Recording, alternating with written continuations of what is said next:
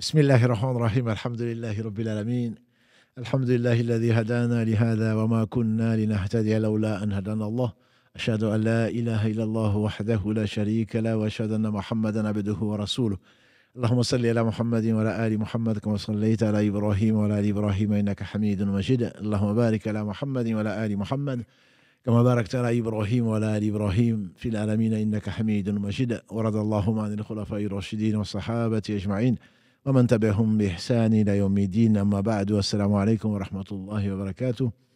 Mes frères, mes sœurs, les louanges, les remerciements, les éloges n'appartiennent qu'à Allah, le premier qui n'a pas de début, le dernier qui n'a pas de fin. L'apparent, le dominant sur toute chose, nous le louons, nous revenons vers lui repentant. Nous demandons protection contre les conséquences de nos péchés et lui seul en sait le nombre et les tendances de l'âme. Celui qui Allah guide, nul ne saura l'égarer. Celui qui est privé de sa guidée, nul ne saura lui montrer le droit chemin. J'atteste qu'il est le seul digne d'adoration. J'atteste de la véracité, de l'exemplarité, de la prophétie de Mohammed ibn Abdillah, qu'Allah bénisse ce prophète, sa famille, ses compagnons et tous ceux qui les auront suivis dans le droit chemin, nous fassent l'honneur d'en faire partie. Donc, j'ai le plaisir aujourd'hui d'introduire donc cette émission à laquelle vous êtes habitués, mais aujourd'hui nous avons voulu comme une pré-émission, puisque nous avons réfléchi, Karim Si Mohammed et Mohamed Adda, que vous allez découvrir bientôt, donc qu'on veut vous faire vivre l'islam plutôt au quotidien, éclairer des questions que chacun d'entre nous a, et peut-être pour nous aider à mieux pratiquer l'islam. Ceci pourrait être un plus par rapport donc à ce que nous faisons comme scientifiques, entre guillemets, samedi étant Parle-moi de l'islam et mercredi étant donc la médecine du cœur. Donc aujourd'hui, Inch'Allah, nous avons l'honneur et le plaisir, et à la demande de certains internautes, donc de vous présenter Mohamed Adda, qui est souvent la voix off que vous entendez pour la question. Karim, s'occupant de la technique, vous passe le salam, mais ne souhaite pas, et on ne voit pas comment, vous allez le voir. Mais en tout cas, aujourd'hui, on a le plaisir, si Mohamed vous passe le salam, donc il est en déplacement, on en profite donc pour mettre un autre Mohamed à sa place, qui est donc Mohamed Adda, qui est aujourd'hui chargé, comme les autres samedis, d'animer, mais là, vous l'avez directement donc à l'écran. Donc, sans plus tarder, je passe la parole. Barakallahu fik, Cheikh. Assalamu alaikum wa rahmatullahi wa barakatuh. A'udhu billahi minash shaitanir rajim. Bismillahir rahmanir rahim. Alhamdulillahi rabbil alamin wassalatu wassalamu ala nabiyyina Muhammad wa ala alihi wa sahbihi wa tabi'ina ila yawmiddin. Barakallahu fik, Cheikh. C'est vrai que j'ai été contraint et forcé de venir à l'écran. Alhamdulillah, je remercie en tout cas tous les frères et les sœurs qui ont demandé de nos nouvelles à Karim et moi. Alhamdulillah, Karim, je pense que ça va être compliqué effectivement de le mettre devant la caméra, puisqu'il est quand même plus à l'aise derrière ces caméras. Et en tout cas, barakallahu fikoum pour votre confiance. Et ce soir, je me fais juste le porte-parole de nos fidèles qui nous suivent depuis pratiquement le monde entier, puisqu'il y en a qui nous suivent d'Afrique, d'autres des USA, d'autres d'Indonésie. Alhamdulillah, vous êtes vraiment nombreux et on vous remercie énormément pour votre confiance et votre fidélité. Et juste avant, Cheikh, de te poser les questions que les internautes se posent souvent, donc les questions que les gens nous posent, notamment pendant les lives. Donc il y a pas mal de questions que je note et que je prends et que j'essaie de vous poser, mais avec le temps qu'on a, on n'a pas suffisamment de temps, donc forcément, je les ai mis de côté. Plus les questions que j'ai relevées ce matin, puisque j'ai donné la possibilité sur Instagram aux personnes de poser les questions. Alhamdulillah, on a eu énormément de questions. Je voudrais juste, pour témoigner en tout cas nos remerciements et notre gratitude à toutes ces personnes qui nous suivent. Comme chaque année, je fais une petite infographie qu'on diffuse sur les réseaux sociaux pour montrer un petit peu l'évolution de nos réseaux. Et vous êtes aujourd'hui, en tout cas, sur les 3 derniers mois, plus de 6000 visites sur le site internet, ce qui est assez énorme. Vous êtes aujourd'hui plus de 106 000 personnes à nous suivre sur Facebook, plus de 88 000 sur Insta, 180 000 sur YouTube, 108 000 sur YouTube, ce qui nous a valu d'ailleurs, quand on a dépassé la barre des 100 000, le petit cadeau de YouTube. Et plus de 200 000 sur TikTok, alhamdoulilah. Donc on vous remercie énormément pour votre confiance. Et on vous donnera aussi la possibilité donc, de nous appeler et de poser vos questions. Donc juste pour les questions, pour les appels, encore une fois, on n'est pas forcément au point techniquement. Donc, quand vous appelez et que ça met du temps ou qu'on ne vous répond pas, c'est qu'il y a beaucoup, beaucoup d'appels et il faut être patient. Alhamdoulilah. Donc, n'hésitez pas à retenter votre chance. Et pour ceux qui auront la chance d'être pris à l'antenne, vous aurez le droit juste à une question parce que ça prend du temps, le temps de la réponse et les gens qui attendent derrière. Donc, dès que vous posez votre question, on raccrochera pour vous donner la réponse et on prendra notre appel en suivant. Donc, barakallahu fikoum pour votre confiance.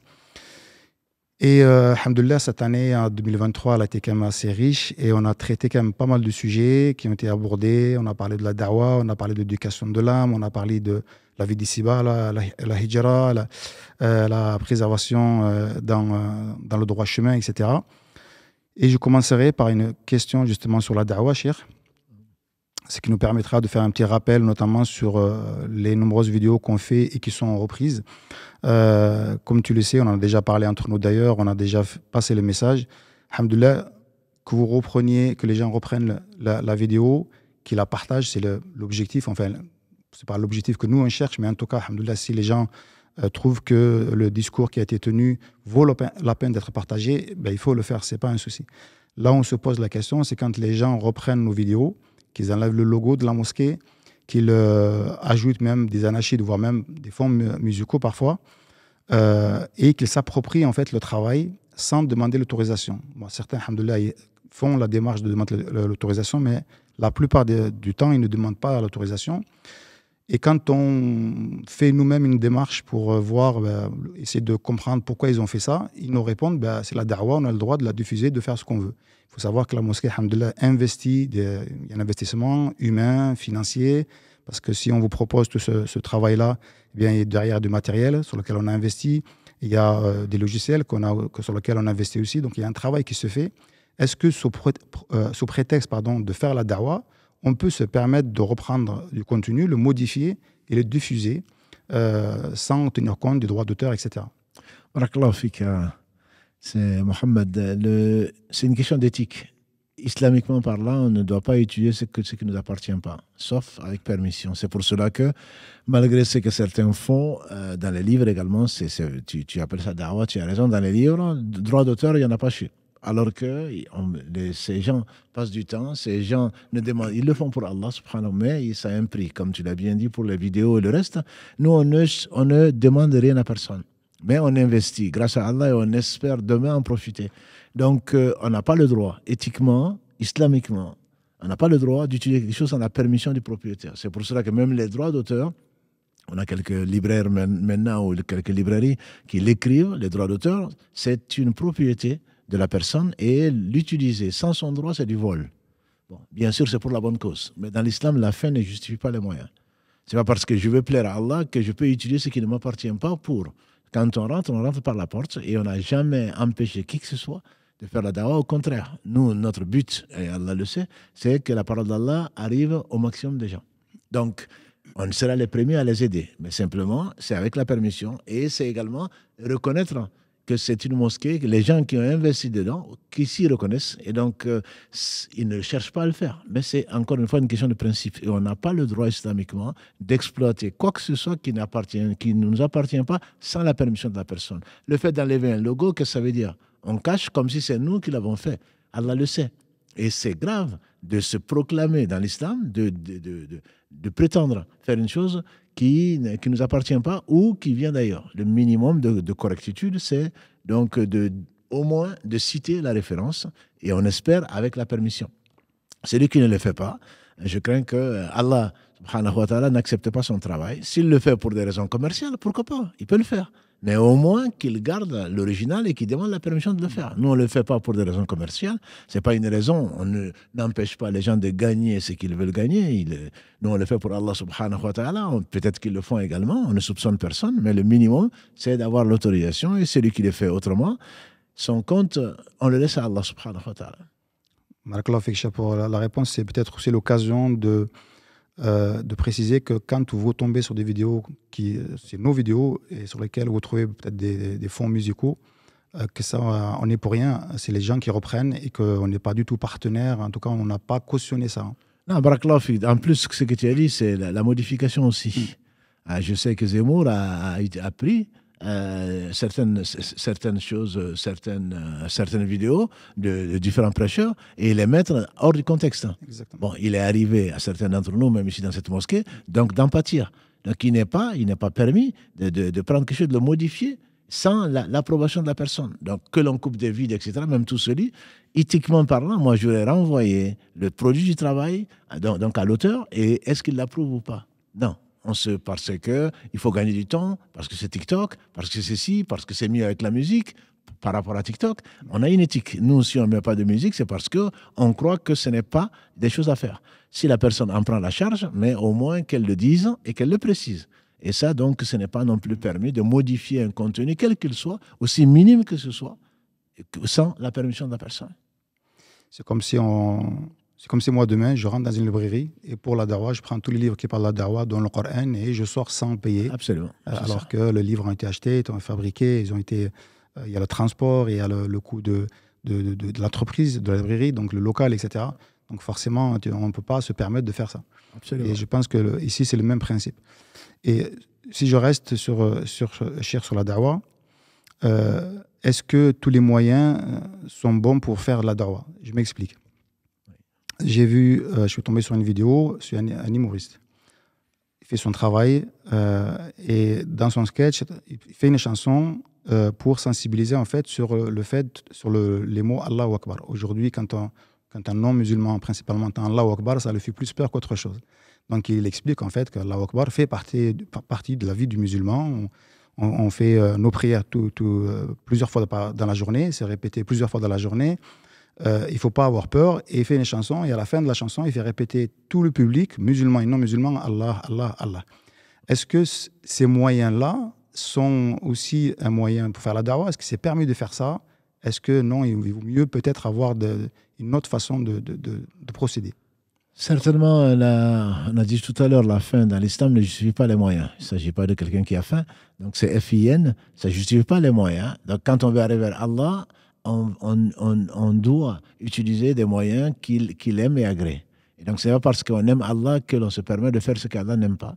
Et les prophètes ont été envoyés, et ils sont d'actualité. Hein. Ne pensez pas que depuis que le sceau des prophètes a été rappelé par son Seigneur, donc il y a plus de 14 siècles maintenant, que non, ça s'est dépassé, il y a des moyens modernes. La preuve, c'est que nous sommes là, donc étudiant des moyens modernes. Mais il y a des méthodes, donc il y a une pédagogie et il y a une méthodologie qu'on doit utiliser. On ne s'amuse pas avec le nom d'Allah, on ne transforme pas en chanson, on ne fait pas rire avec les gens. Comme Allah le dit, subhanahu wa ta'ala, vous avez mécru quand certains hypocrites se sont mis à plaisanter sur le prophète sallallahu. Allah dit non, ils disent quand on leur pose la question, on plaisantait. Allah dit vous plaisantez avec le nom et les versets d'Allah et de son messager, vous avez mécru après avoir cru. Ça, Allah parle bien sûr des hypocrites. Donc ce n'est pas parce que j'ai envie de faire rire, si je fais passer mon message facilement, alors occupe-toi d'autre chose, pas de la religion. La religion est sérieuse, c'est une affaire très sérieuse dans ce bas monde, dans l'au-delà. Ce n'est pas du blasphème, bien sûr, que tu fais, mais néanmoins, même pour faire aimer Allah, tu ne peux pas le faire aimer comme tu veux. Tu dois le faire comme Allah l'aime. Bien entendu, personne n'est garanti du fait que Allah aime la personne, mais au moins, on sait qu'il y a des façons de faire, du sérieux, de la vérité, des références, et c'est ce qu'exige l'islam. On ne peut pas donc rentrer par la fenêtre. Je passe sur une question qui a été envoyée via les réseaux sociaux, message privé, je pense. La personne dit, si la vie d'ici-bas n'est qu'un test, doit-on considérer seulement comme une lutte perpétuelle contre nous-mêmes, contre nos tentations, contre les tentations de Shaitan? Certainement, c'est la personne, elle va à l'essentiel, puisque Allah dit dans la sourate 67, que je conseille à tout un chacun, que beaucoup d'entre vous lisent, la sourate al-Mulk, la royauté, Tabarakalladhi biyadihi al-mulku wa huwa ala kulli shay'in qadir. Verset 1, verset 2, Allah dit Alladhi khalaqa al-mawta wal hayata liyabluwakum ayyukum ahsanu amala. Donc c'est lui qui a créé la mort et la vie pour vous mettre à l'épreuve, pour voir le meilleur d'entre vous, qui est donc le meilleur d'entre vous à l'œuvre. effectivement, la vie est une somme d'épreuves, mais épreuve, ça ne veut pas forcément dire de tristesse. Non, il y a la vie, il y a la mort, il y a la joie, il y a la tristesse, il y a les difficultés, il y a les facilités, mais toute la vie est une somme d'épreuves. Nous sommes là pour être testés, bien qu'Allah le sache, et que l'homme est très disputeur, donc Allah prend des témoins, et c'est pour ce qu'on appelle d'ailleurs des shuhada, c'est pas forcément martyrs, c'est des témoins. Ces témoins, soit pour nous, soit contre nous. Et donc, la vie, effectivement, est celle-là, ce n'est pas un terrain de jeu, c'est un terrain d'action, c'est un terrain d'expérience, c'est une preuve de la sincérité de notre foi ou du mensonge que l'on peut cacher. Donc, effectivement, la vie est une... Allah dit dans la sourate Al-Balad, donc, qui doit être la 90, لَقَدْ خَلَقْنَا الْإِنسَانَ فِي كَبَدٍ. Allah a créé l'homme dans la... Kabad, on traduit ça parfois dans la difficulté. Qu'il donc monte la pente. Donc c'était, dans l'islam, on ne ramène pas Dieu à la faiblesse humaine. Plutôt, l'homme doit s'efforcer, l'homme doit se purifier l'âme, l'homme doit s'élever éthiquement pour atteindre ce que Dieu aime. Voilà. Donc on s'élève vers Dieu et Dieu nous élève, et pas, on ne rabaisse pas Dieu en disant que ça c'est difficile, donc bon, non. La religion appartient à Dieu, inna dina inda Allahi l'islam, donc on se doit c'est au travers de la... Allah est juste, Allah est miséricordieux, Allah est tout sachant. C'est pour cela qu'il nous fait passer parfois par des voies qui nous paraissent, nous, tortueuses pour arriver à ce qu'il veut, parce qu'on ne pourrait pas arriver à cette élévation, à cet amour, à cette pseudo-perfection qu'en passant par là. C'est pour cela qu'Allah éprouve les uns et les autres. Ceux qui aiment l'argent, il les fait passer par l'argent. Ceux qui aiment les femmes, c'est pareil. Ceux qui aiment les hommes, c'est ceci. Celui qui veut le pouvoir, il le fait passer par des épreuves. Allah sait tout. Et donc, c'est plus... Il faut voir tout ce qui nous arrive. Suleiman alayhi salam, donc, qui est connu, prophète, fils de prophète, Daoud, et quand Allah... Dans la sourate Les Fourmis, 27, quand Allah lui a fait entendre une fourmi qui parlait aux autres fourmis, il a souri. Tabassama. Il a souri. Il a dit, voilà une épreuve pour que Allah sache si je vais le remercier ou si je vais être ingrat. Parce qu'il entend et comprend le langage des fourmis. Donc, il ne faut pas penser que je suis heureux, je n'ai pas de problème, entre guillemets, je n'ai pas de soucis, je n'ai pas de problème de santé, je n'ai pas de problème d'argent, que ce n'est pas une épreuve. Ce n'est pas vrai. C'est bien plus difficile à gérer. On a vu un compagnon, Abdurrahman bin Auf, Kalalagré, il est au paradis, fait partie des 10 cités. Il dit, on a supporté, on a réussi à surmonter les épreuves de la difficulté, de la persécution, mais quand la facilité est arrivée, la richesse et tout ça, on a failli. Donc tout est épreuve, effectivement, la personne a raison, tout est épreuve, il faut la voir comme épreuve, mais dans le sens de s'améliorer, pas dans le sens de déprimer, il faut la voir dans le sens de s'améliorer. Allah m'envoie une situation pour que je m'améliore. Et donc ça, je pense que c'est très important à savoir. Garder toujours le moral, mais savoir qu'il n'y a rien de gratuit, il n'y a pas de hasard, qu'on sera jugé sur tout ce que nous avons vécu. Pour la réponse, cher. En restant sur le même sujet, la personne, elle dit, je me sens coupable de ne pas trouver le bonheur dans la religion. En fait, je ne suis pas épanoui. J'ai fait les efforts, je lis le Coran, je prie, je vais à la mosquée, mais je ne me sens pas épanoui. Est-ce de l'hypocrisie? Non, ce n'est pas d'hypocrisie, c'est une épreuve comme la personne précédente ou la même personne l'a dit. Il ne faut pas chercher l'épanouissement, c'est quoi? L'épanouissement, c'est quoi? L'épanouissement, c'est le fait de se sentir, d'accepter son mode de vie convaincu. On a choisi l'islam comme religion. L'islam n'est pas une imposition. La ikraha fi din, dit Allah dans la sourate 2, verset 256, il n'y a pas de contrainte en matière de religion. Vivre l'islam comme une contrainte, c'est un problème. On doit être épanoui dans l'islam parce qu'on a choisi Dieu comme Seigneur. On a choisi le mode de vie islamique comme mode. On a choisi Mohammed, qu'Allah le bénisse, comme prophète. Donc, on doit être épanoui avec ça. Si on n'est pas épanoui de deux choses l'une, soit on a mal compris, soit on s'est imposé ce que Dieu ne nous a pas imposé. Dieu n'a imposé à personne ce qu'elle ne peut pas supporter. Donc, je pense qu'il faut revoir les bases, il faut revoir les priorités et savoir que si Dieu nous demande de prier, de jeûner, ceci et cela, ça veut dire qu'on se doit donc de le comprendre et de le faire autant que faire se peut. Comme l'a dit le prophète sallallahu alayhi wa sallam, ce que je vous ordonne, faites-le autant que vous pouvez. Ce que je vous interdis, abstenez-vous-en. Donc, je pense qu'il faudrait que la sœur ou le frère voit l'islam autrement, et l'islam est une chance pour la personne, pour le monde, L'islam est une chance. Donc, de se débarrasser, de sortir des ténèbres, de l'ignorance vers la lumière, donc d'être épanoui et d'être heureux sans être même jaloux, sans jalouser ce que les autres ont. Les autres ont. C'est pas parce qu'on les voit plus riches, on les croit épanouis. S'ils sont épanouis, tant mieux pour eux. Mais le pauvre doit être heureux dans l'islam. Le riche, il doit être préoccupé. Il doit être moins heureux dans l'islam qu'il ne l'était s'il n'avait pas de compte à rendre, etc., etc. Donc, je pense qu'il faut vraiment voir l'islam autrement et pour pouvoir y être épanoui. Justement, ces genres de questions, des fois, amènent à cette question que j'ai notée également. La personne, elle dit, la dépression est-elle considérée comme un péché? Est-ce que le fait de ne pas apprécier à sa juste valeur la chance que nous avons de croire en Dieu, et on se plaint souvent, des fois on peut tomber aussi dans la dépression en se posant tout un tas de questions, est-ce que ça c'est un péché? Non, ce n'est pas un péché. Ce n'est pas un péché la dépression, simplement le fait, c'est une erreur, c'est une épreuve, premièrement, comme l'a dit la première personne, c'est une épreuve. Dieu a donné à tout un chacun des capacités sur lesquelles les personnes seront jugées. Donc, il ne faut pas penser qu'une personne dépressive est moins aimée d'Allah qu'une personne qui n'est pas dépressive. Elle n'y est pour rien. Elle a des capacités à mieux gérer une situation.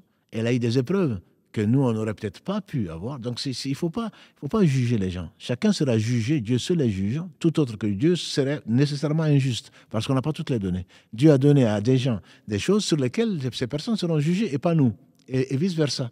Donc, on envie beaucoup de gens, mais en réalité, on ne devrait pas les envier, parce que Dieu seul sait dans quelle situation et avec quels moyens ils ont pour affronter la situation. Donc, c'est pour cela qu'il ne faut pas dire « non, c'est facile, ça, c'est pas difficile ». Non, c'est pas difficile pour toi avec ce que Dieu t'a donné, et pour la personne, c'est peut-être énorme.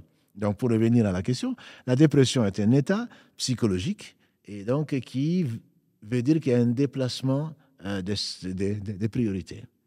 On est dépressif. Pourquoi on déprime? On déprime parce qu'il y a une situation qui nous dépasse, parce qu'il y a des choses que l'on n'a pas, parce qu'il y a des choses que l'on a perdues. Mais si on sait que ne nous appartiennent que nos péchés, si on sait que la situation difficile sera remplacée par une situation de facilité, si on sait que ce n'est qu'une épreuve, comme toute la vie, on déprimerait moins.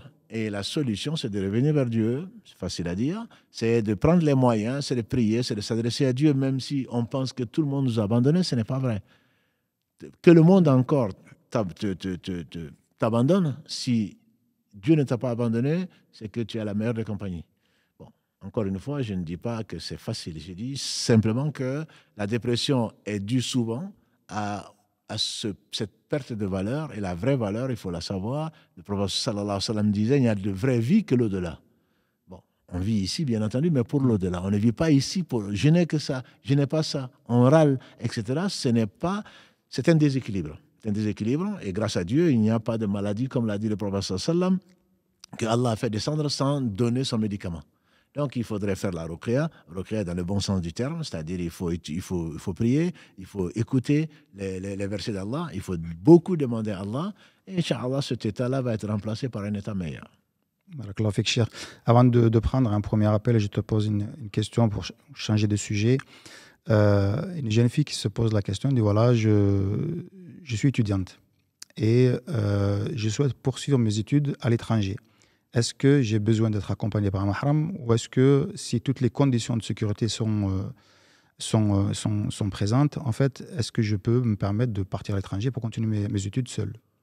La vie majoritaire, largement majoritaire, des 4 écoles, je dis les 4 écoles sunnites, c'est de ne pas voyager seul sans mahram. Donc, même si c'est pour faire des études, encore une fois, la fin ne justifie pas les moyens. Ce n'est pas parce que les études sont bonnes à faire, etc., sans être accompagné. Ça, c'est le prophète sallam a dit dans plusieurs hadiths, et il n'y a pas de discussion dessus. Par contre, ce qui est possible, c'est que la personne reste sans mahram si les conditions de sécurité sont remplies. C'est-à-dire qu'un mahram l'amène, l'installe, l'aide à s'installer, etc. Et la personne peut y vivre si on sait, alhamdoulilah, grâce à Allah, qu'il n'y a ni guerre, ni agression sexuelle, ni je ne sais quoi d'autre, ni brigandage, etc. La personne peut rester là, mais une fois que ces conditions sont réunies, la personne peut y rester, mais elle ne peut pas voyager ni à l'aller ni au retour dans l'islam sans être accompagnée par quelqu'un qui l'aime, qui le chérit et qui l'accompagne donc jusqu'à destination. D'accord, si je comprends bien, c'est vraiment le moment du voyage. Tout à fait, c'est le voyage qui est pour interdit, il ne l'amener en s'agit pas. Australie, par exemple. Barakallahu fik. Je l'accompagne, je l'installe, je la laisse là-bas. Je reste avec elle 2-3 jours, le temps de tout mettre en condition, et puis je peux revenir. Elle vit là-bas, en fait. Tout à fait, en de bonnes mains. Si on connaît des gens, encore on peut la confier à une famille, comme ceci se fait notamment dans les pays à majorité musulmane. On considère les autres, l'étranger, comme sa propre famille. Voilà, on voit les voisins. Voilà, j'ai ma fille qui est arrivée, elle fait des études. Si est-ce que vous pourrez l'aider au cas où? Il va dire, mais bien sûr, c'est comme notre propre fille, parce que nous aussi, nos enfants sont partis en Belgique, hein, ou je ne sais quoi d'autre. Voilà, c'est Dieu qui s'en occupe, c'est Dieu donc, qui les accompagne et qui s'en charge. Et elle est comme si elle a besoin de quoi que ce soit, qu'elle vienne nous voir. Voilà, donc, parce qu'on a la seule et même nation, et donc on doit s'occuper les uns des autres. D'accord, Fikcher. Je te propose de prendre un premier appel, et je ne sais pas si on doit mettre les casques,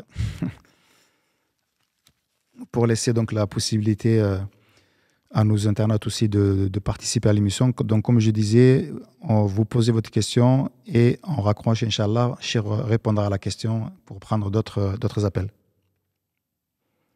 Allô, salam alaikum. Alaikum salam. Je vous appelle ce soir car j'aimerais avoir des informations. J'entends rien. Allô, salam alaikum. Oui, allô. Allô, oui. Oui, salam alaikum. Allô. Vous nous entendez? Oui, moi je vous entends. Très bien, on vous entend. Donc, salam alaikum, soyez les bienvenus. On vous écoute, Inch'Allah. Merci. Je suis mariée depuis 3 ans et depuis 3 ans, je constate que mon mari discute avec des femmes dont il n'est pas le mahram. Et il m'indique que c'est dans son droit, car il a le droit de prendre plusieurs épouses. Sauf que j'aimerais savoir si c'est considéré comme de l'adultère ou pas. Et si je suis autorisée à demander le divorce pour ce genre de raisons. Alhamdulillah, qu'Allah vous facilite les relations. Forcément, quand il y a un mariage, bon. Et quand il y a un mariage, même quand il y a des relations, il y a forcément des conflits. Il n'a pas à agir comme vous le décrivez si c'est vraiment la situation, parce que le premier là, on ne l'a pas à l'antenne. Je ne doute pas du tout de ce que vous dites, mais c'est votre version. Dans tous les cas, le professeur Sallam a dit donc, que la fornication ne se résume pas à l'acte sexuel. La fornication des yeux, c'est le regard, la fonction de la bouche, c'est la parole, etc., etc. Donc, se retrouver en discussion, même si c'est pour une bonne cause, entre guillemets, même si c'est pour vous, c'est une mauvaise cause, se retrouver en discussion avec une personne que l'on peut opposer sans passer par la porte, sans qu'il y ait une troisième personne, etc., ce sont des choses qui sont interdites, on le sait. La khalwa, le prophète l'a interdit. Voilà, on dit même avec le beau-frère, il dit, mais le beau-frère, c'est la mort. Donc ça, il y a des choses, si la personne veut effectivement épouser, bon, ben, elle n'a qu'à passer par la porte, d'abord en parler avec son épouse, ensuite aller voir les parents de l'autre, soit il décide de divorcer parce qu'elle n'avait pas décidé ça, soit elle a le choix de ne pas l'accepter dans la mesure où il a accepté comme condition, la condition qui est reconnue dans ce pays ou d'ailleurs, qui est la monogamie. Donc, si est engagée, ben, la femme peut divorcer ou peut accepter de changer de mode de vie, entre guillemets. Donc, on n'a pas à faire ce qu'on veut parce qu'on a le droit d'eux. Les autres ont des droits et il faudrait les respecter également. Donc, c'est ce que je vous dirais. Après, avant de divorcer, quand même, prenez le verset 34 de la sourate 4. Allah subhanahu wa ta'ala parle d'un certain nombre de moyens avant d'y arriver, notamment la discussion, notamment donc le dialogue, notamment à la fin, faire intervenir quelqu'un de la famille, donc de la sœur et quelqu'un de la famille de l'homme pour qu'ils discutent. Tout ceci doit être fait avant d'arriver à quelque chose qui peut avoir des conséquences certainement sur le couple, mais également sur les enfants. Wallahu a'la wa a'lam. Barakallahu fik, Cheikh. Un autre appel, Karim, avant de reprendre les questions. Allô, salam alaikum. Oui, allô. Oui, salam alaikum. Wa alaikum salam wa rahmatullah. Vous êtes à l'antenne, Inch'Allah, on vous écoute. Très bien. Déjà, merci de m'écouter. J'ai une petite question qui rebondit un peu sur ce que... Oui, vous m'entendez? Oui, on vous écoute. J'ai une question qui va être très simple. Je suis une jeune femme de 39 ans.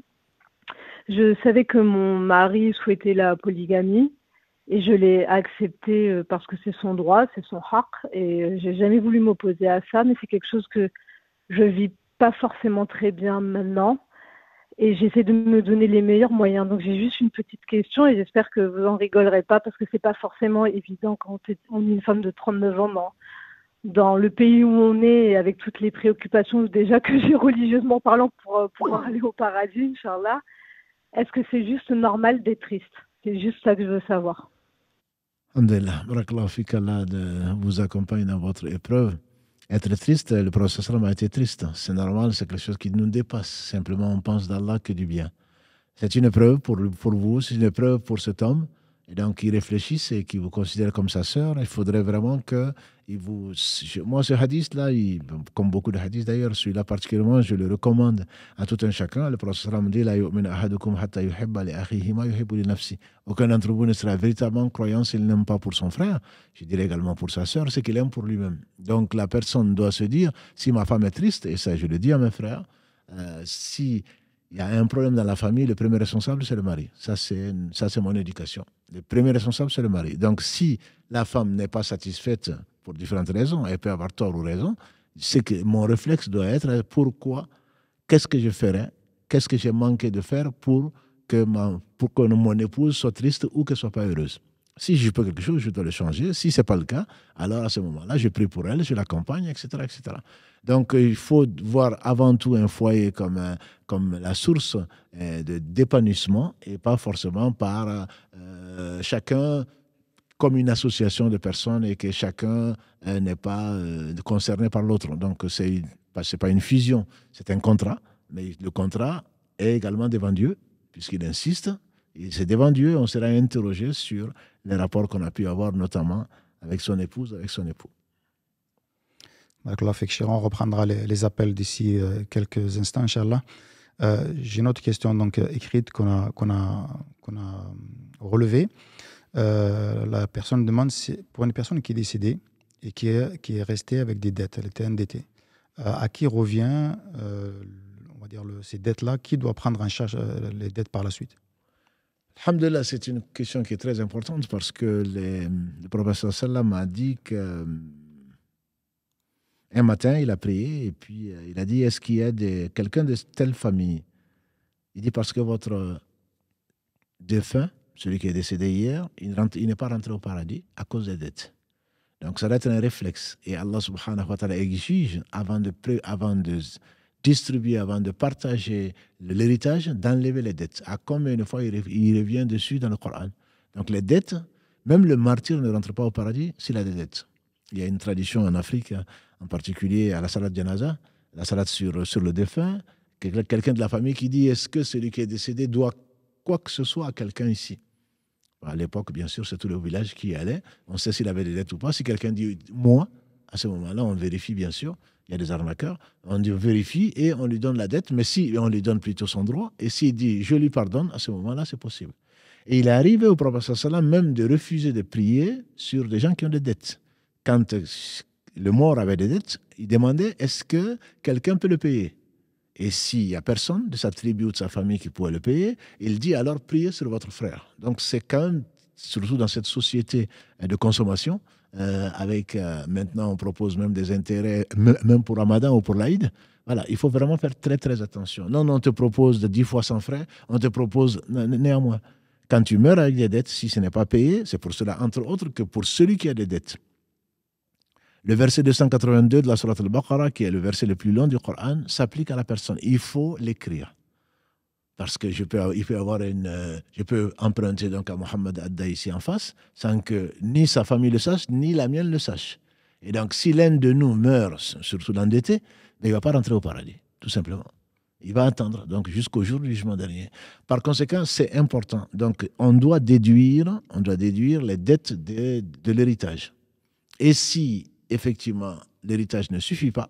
C'est avant tout ça, y compris la zakat d'ailleurs, le droit des pauvres. Si l'héritage tout entier rentre, ce sont ces héritiers qui doivent payer.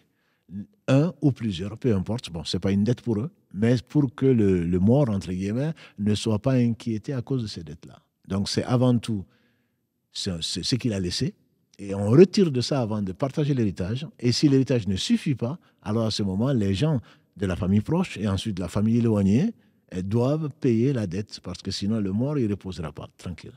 D'accord. Même si la dette elle est conséquente, que voilà, les héritiers n'ont pas forcément les moyens de prendre en charge cette dette-là. Si les héritiers n'ont pas les moyens de le faire, ben, il est mort avec des dettes et il en prend les conséquences. D'accord. Voilà. Donc, quitte à ce que les héritiers, parce qu'ils aiment le défunt, aillent emprunter pour le faire. Voilà. Donc, ça, c'est permis, c'est-à-dire de demander peut-être une quête ou de faire prêter à la rigueur, puisqu'on nous avons la possibilité de continuer à travailler, de rembourser petit à petit. Donc, on peut faire pour rembourser. Tant qu'on est en vie, on peut le faire. Donc, ça aussi, il faut l'écrire. Parce que ce n'est pas parce qu'il est décédé qu'on ne va pas le rejoindre le jour suivant. Voilà, donc il faut vraiment faire attention. On vit avec la mort. Ça, c'est malheureusement dans nos sociétés modernes, on l'oublie. Dans les pays où les gens ont du mal, ont quelques problèmes soit de santé, soit d'autres choses, elles vivent avec la mort et ça ne choque même plus personne de savoir qu'il y a des salats janaza. On va à la Mecque, on va à Médine, c'est à toutes les prières qu'il y a salat janaza. Mais nous, ici, quand il y a une salat janaza, une salade donc sur les morts, on dit, ah oui, c'est quelque chose d'extraordinaire. Alors que la mort survient tous les jours, tout le temps. Donc il ne faut pas penser que parce qu'on a 20 ans ou qu'on a 30 ans et qu'on est sain d'esprit et de corps, qu'on ne va pas mourir. Donc la longévité appartient à Allah. Il a tout décrété 50 000 ans avant qu'il n'ait créé les cieux et la terre et personne ne sait quand et où il va mourir. Donc il faudrait vraiment faire très attention et comme je l'ai dit tout à l'heure, il faut écrire les dettes pour éviter donc le sort que les endettés ont dans leur tombe et avant de rentrer au paradis, s'ils doivent y rentrer. C'est une dette qui est due à une administration, par exemple, ou à une banque même. D'ailleurs, ça me permet de rebondir sur une question qui m'a été posée. Je pense que c'est une sœur qui souhaite partir faire une Umrah et elle dit être interdit bancaire. Donc, je pense qu'elle doit devoir de l'argent à la banque et qu'elle trouve en fait la possibilité de l'argent pour partir faire une Umrah, mais elle n'a pas encore remboursé ses dettes. C'est quoi qui est le plus important? Est-ce que c'est le fait d'abord de rembourser ses dettes avant de vouloir faire une Umrah? Parce que c'est peut-être le moment ou jamais de pouvoir faire une Umrah. On ne sait pas si on aura l'occasion de la faire ou voir le Hajj même peut-être. Ah, tout à fait, tout à fait. Tu as tout compris. Les gens vont à la Umrah. Aujourd'hui, c'est devenu, alhamdulillah, démocratisé. Les gens y vont. Ceux qui font la prière, ceux qui ne la font pas. Ceux qui vivent de crédit, ceux qui ne le font pas. On va faire un tour à la Mecque. Voilà, il faut bien comprendre que Allah est pur. On accepte ce qui est pur. Donc, avec de l'argent qui a été volé ou qui a été mal acquis, Allah n'accepte pas. Même les invocations, il les accepte pas. Encore moins d'aller emprunter pour aller faire ce qui n'est pas une obligation. La Umrah n'est pas une obligation pour la plupart des savants. Certains disent que c'est le Hajj et la Umrah, mais la plupart des savants disent que le pilier, 5e pilier, ce n'est que le pèlerinage.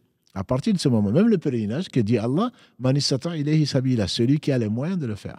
Donc si tu as des dettes, précipite-toi pour soit les annuler. Effectivement, si tu es interdit bancaire ou on te dit que tu fais un dossier de désendettement ou d'autres choses, d'endettement, peu importe, tu fais un dossier et finalement on te dit non, on t'enlève la dette, il n'y a pas de problème.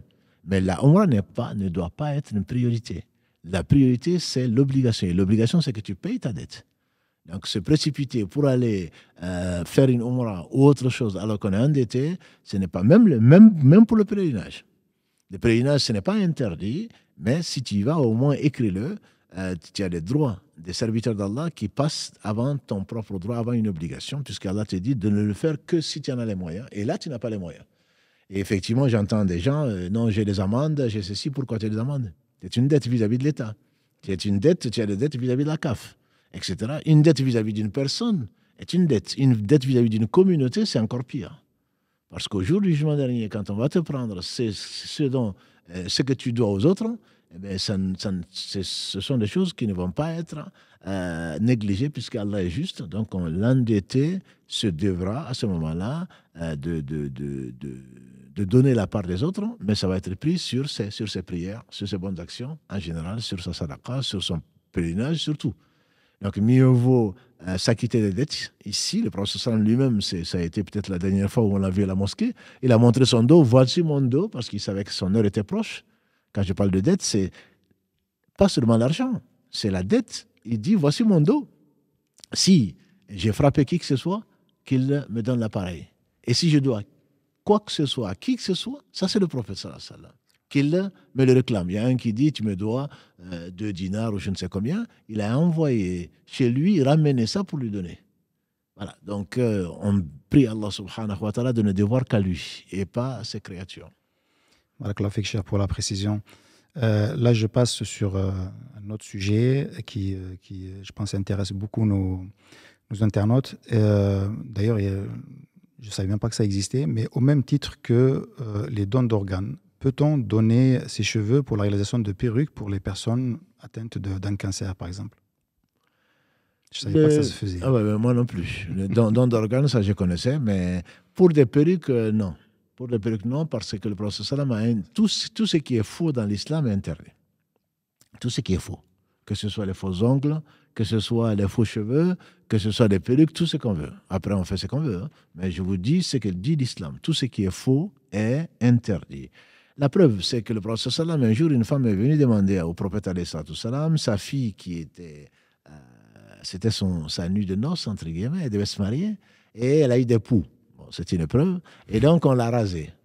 Et il est venu demander au prophète sallam, est-ce que je peux mettre une perruque à ma fille? Et le prophète sallam a dit non. Parce que tu imagines, le jour du mariage, tu as une blonde en face, et puis ensuite, quand les cheveux poussent, c'est une brune. Je n'ai rien, ni pour l'un, ni pour l'une, ni pour l'autre. C'est juste pour dire que c'est du faux, c'est tromper. Autant s'embellir, c'est quelque chose de conseillé, tant l'homme pour sa femme ou la femme pour l'homme, ça c'est quelque chose de conseillé.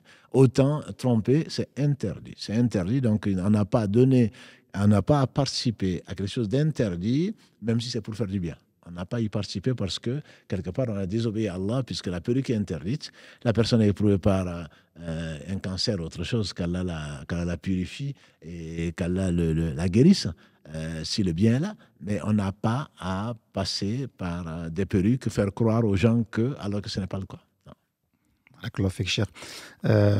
On va prendre un appel, Inch'Allah, s'il y a des appels, et après, je reviendrai sur une question qui est très intéressante. D'ailleurs, on remercie aussi toutes ces personnes qui nous suivent, parce qu'il n'y a pas que des musulmans qui nous suivent. Beaucoup de personnes d'autres religions, et en tout cas des non-musulmans, qui participent au live et qui posent pas mal de questions aussi. Avant d'arriver à cette question, Inch'Allah, on prend un appel, Karim. Allô, salam alaikum. Allô, salam alaikum. Salam. Vous êtes à l'antenne. Désolé pour le dérangement. En fait, je voulais savoir pour les prêts à la banque. Et si c'est possible de prendre les prêts à la banque. Et deuxième question, c'était concernant l'assurance vie, s'il vous plaît. Parce qu'il y a des débats. Moi, j'ai dit les prêts à la banque, c'est pas bien. Bon, mon mari me dit non, c'est pas grave. On peut prendre les prêts à la banque pour acheter les maisons. Donc, je voulais savoir vraiment si c'est vrai ou pas, en fait. Si c'est bon. Ok, barakallahu fik pour la question. C'est une question récurrente, c'est vraiment l'islam au quotidien. Donc on vit dans une société commerciale où on propose des assurances même contre la mort. Hein. On propose des assurances contre tout, on propose des crédits à taux zéro, mais taux zéro c'est toujours basé sur, ça repose toujours sur des crédits donc avec un certain taux, même si une partie est à taux zéro, etc. Les crédits, comme on l'a dit tout à l'heure, celui qui meurt avec des dettes ne rentrera pas au paradis. Donc ça, déjà, il faut savoir, est-ce qu'on vit et on va vivre. Si tu prends des dettes ici, si tu ne l'écris pas, si ce n'est pas payé, si tu meurs, ce n'est pas seulement la tristesse, c'est que si tu devras attendre si jamais les comptes sont positifs, sauf les dettes, premièrement.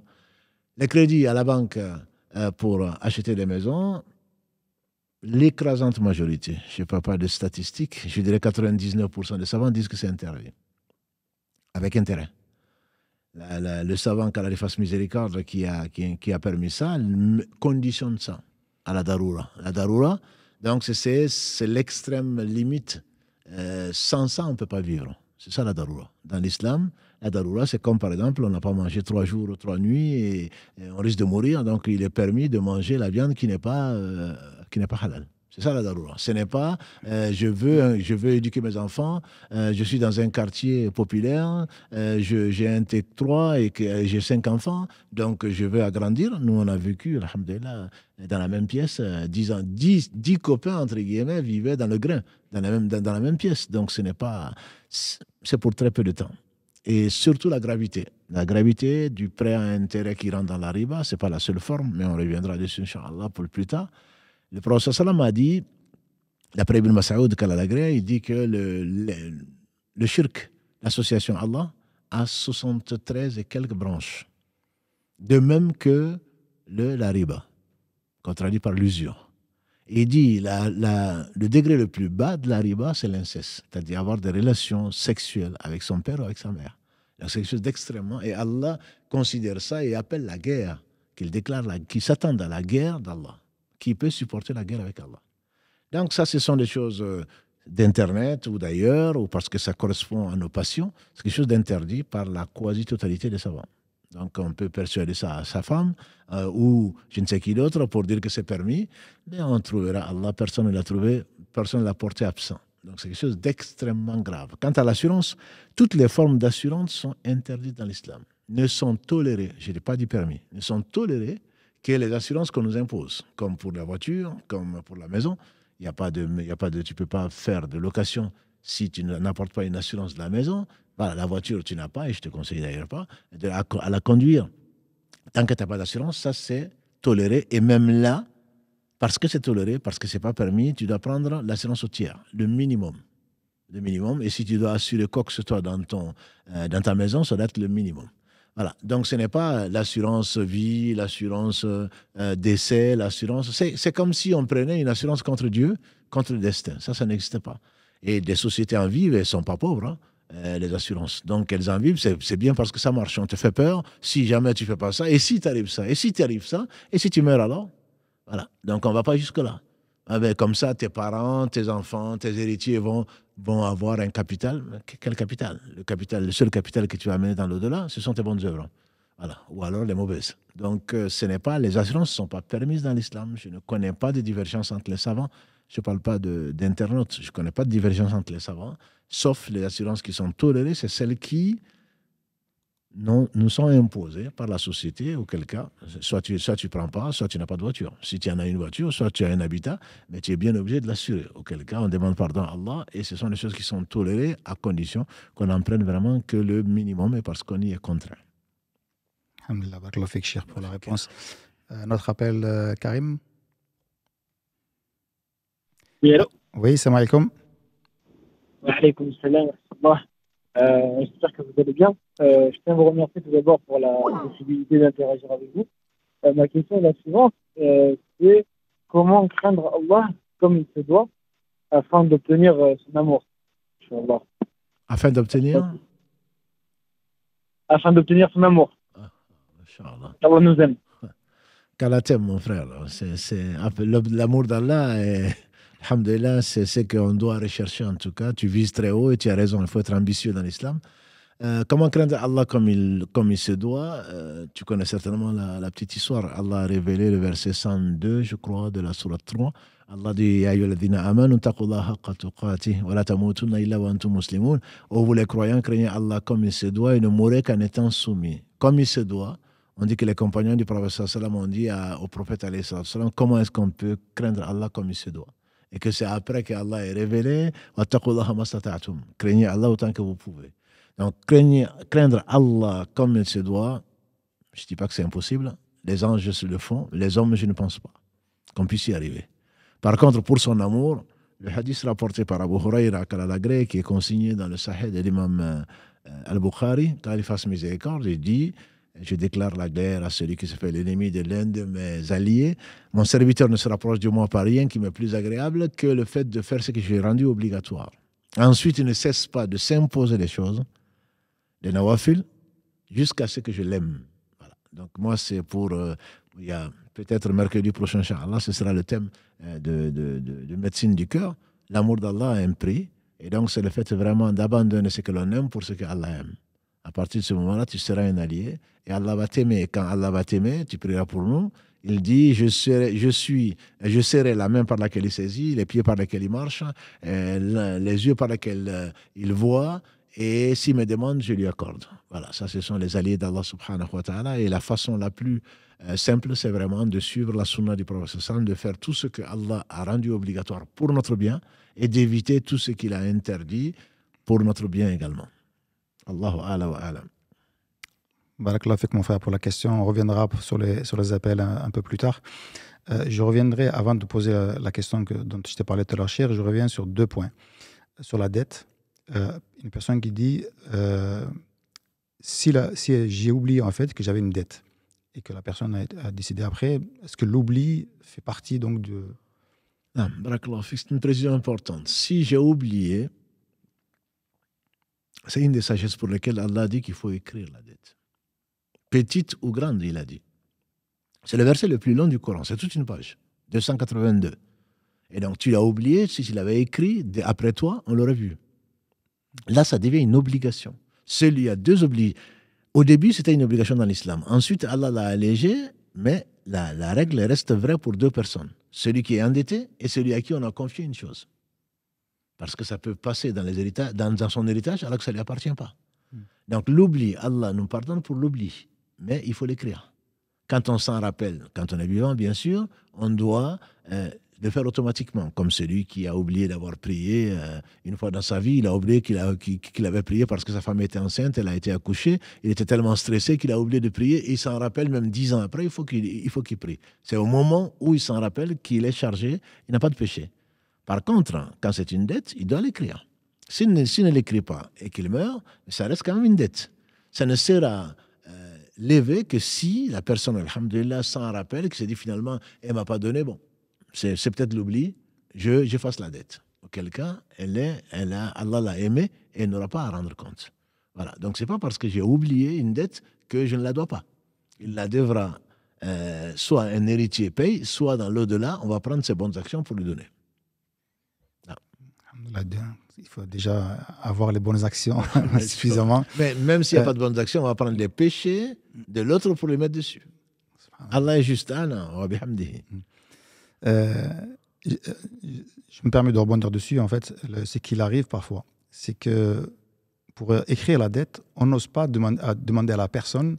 Il faut qu'on l'écrive parce que j'ai peur de l'offenser. Il va dire comment ça, tu me fais pas confiance, qu'est-ce qui se passe? Il me semble que c'est même entre frères et sœurs, il faudrait normalement faire une reconnaissance de dette. Je dirais même entre époux. Il faut faire une reconnaissance de dette parce que c'est un contrat. L'un peut mourir avant l'autre, on peut divorcer, etc. Non, parce que dans combien de couples, non, c'est parce que j'avais compris que tu me l'avais donné, qu'une partie tu me l'avais offerte et l'autre c'est une dette, etc. Non, il faut l'écrire. Il faut l'écrire. Il n'y a pas de. C'est vraiment écouter et croire à la sagesse d'Allah subhanahu wa ta'ala de l'écrire. Les Français disent, n'est-ce pas, que la confiance n'exclut pas le contrôle. Il faudrait l'écrire. C'est plus tranquille pour les deux. Si je ne te fais pas confiance, va chercher ailleurs. Voilà. Ce n'est pas parce que je ne te fais pas confiance, c'est parce que c'est mieux pour toi. Si j'écris la dette, alors que même si je n'écris pas, moi je ne suis pas fautif. Si c'est moi qui prête. Mais la personne qui n'écrit pas, elle, si elle meurt, elle ne rentrera pas au paradis tant qu'elle a la dette. Donc c'est presque une sadaqa que je lui fais de dire d'écrire. Si avec ça, elle le prend mal, mais c'est qu'elle ne connaît pas sa religion et elle ne sait pas ce qu'il attend au jour du jugement dernier. Là, il ne faut pas vraiment... La meilleure façon, bien entendu, lui raconter quelques bienfaits d'écrire une dette, de décrire la dette, etc. Si la personne ne veut pas, il ira prendre la dette ailleurs. Ici, la personne donc, vient de décider, elle a une dette et moi, elle me la doit. Et moi, je viens d'apprendre que cette personne, elle est décédée. Je sais qu'elle me doit quelque chose, je me dis, bon, je lui pardonne.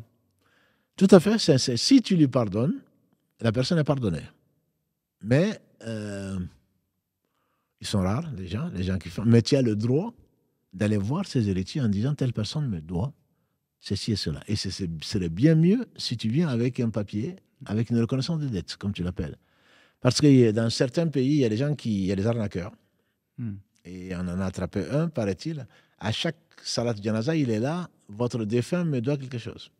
Et donc, eux, dans l'émotion et le reste, lui donnent. Jusqu'au jour où Allah l'a dévoilé. et que les mêmes, des personnes qui étaient à différentes prières retrouvaient la même personne en disant, toi tu es un arnaqueur. Bon, je pense qu'il a dû subir ce qu'Allah a décrété pour lui. Donc non, c'est si la personne annule la dette, c'est une sadaqa pour la personne, effectivement. Elle aura la récompense d'Allah subhanahu wa ta'ala, mais il faudrait quand même éviter, si jamais elle n'annule pas, et c'est le cas général. Alhamdulillah. Je reviens donc pareil sur la question qui était posée par la sœur sur le prêt. Là, une personne, elle dit, moi j'ai déjà 3 crédits immobiliers que je n'arrive pas à m'en débarrasser, je n'arrive pas à les vendre. Est-ce que mon repentir est accepté ou pas? 3 crédits immobiliers, je ne sais pas ce que la personne veut dire par là, mais imaginons... Ensuite, 3 appartements ou 3 biens immobiliers peut-être. C'est déjà beaucoup. Un appartement, un crédit, déjà c'est énorme. Si la personne ne savait pas et qu'elle a eu 3 crédits, Allah est pardonneur, c'est sûr. Mais effectivement, quand on a fait du crédit pour acheter quoi que ce soit, une maison en particulier, parce que c'est souvent ça, on n'aura qu'une tombe et encore. Donc ça, c'est quelque chose d'extrêmement grave. Les conséquences sont très graves. Mais Allah est miséricordieux. S'il veut qu'on s'en repente dans notre vie, il faudrait arrêter. Les conditions du repentir sont connues. Il faut arrêter, regretter, décider de ne plus jamais le refaire. Donc, arrêter ne veut pas dire, et reparer, ça c'est la 4e. Donc, arrêter ne veut pas dire, bon, ben non, mais là, ça y est, il me reste que le crédit sur 20 ans. Voilà, donc je continue avec ma piscine, avec voilà, les 3 pièces, etc. Non, il faut arrêter, il faut mettre la maison en vente. Si effectivement, Allah nous a éprouvé et qu'on a traduit cette sincérité par le fait de mettre la maison en vente avec beaucoup, bien entendu, de travail de Satan entre son époux, son épouse, ses frères et sœurs, mais toi tu es fou, tout le monde le fait maintenant, les parents qui vont insister, ça y est, tu es devenu un extrémiste, etc. Ils ne savent pas ce qui nous a amené à le faire, mais il faut quand même insister, il faut le faire. Il faut le faire, et si la maison n'est pas vendue, Inch'Allah, le repentir est quand même accepté, parce qu'on a traduit en pratique les conditions de repentir. Mais on se disait, bon, moi je vais y vivre, et bon, écoute, il me reste plus que 10 ans, et puis comment je vais faire? Mais comment tu vas faire? Tu vas répondre en Akir Munkar, donc dans la tombe. Non, si Allah, qui t'a aimé, puisqu'il aime les repentants, il t'a inspiré de revenir vers lui, t'a donné l'occasion, tu es en sursis, peut-être que tu vas mourir demain, tu traduis ta sincérité par... donc le fait d'être repenti sincère, très certainement, même si tu n'arrives pas à le vendre, Inch'Allah, on prie Allah subhanahu wa ta'ala de ne pas t'en tenir rigueur. Je reviens donc, Cheikh, maintenant à la question que je voulais te poser tout à l'heure. Donc une non-musulmane qui suit visiblement souvent nos lives, et comme je disais tout à l'heure, il y en a beaucoup, alhamdoulilah, et on les remercie également. Ils nous envoient des messages très sympathiques aussi. Je suis actuellement chrétienne, mais je me penche sur l'islam car je n'ai jamais cru que Jésus était Dieu. Et je ne fais que lire sa question. Je me demande si je suis sur la bonne voie et comment faire justement pour savoir si je suis sur le bon chemin ou la bonne religion. Alhamdulillah, Allah guide qui veut. On prie Allah subhanahu wa ta'ala de nous guider tous et de nous faire mourir musulmans. Le musulman, le prophète sallam est un jour meilleur. Il faudrait que nos sœurs et les frères le sachent.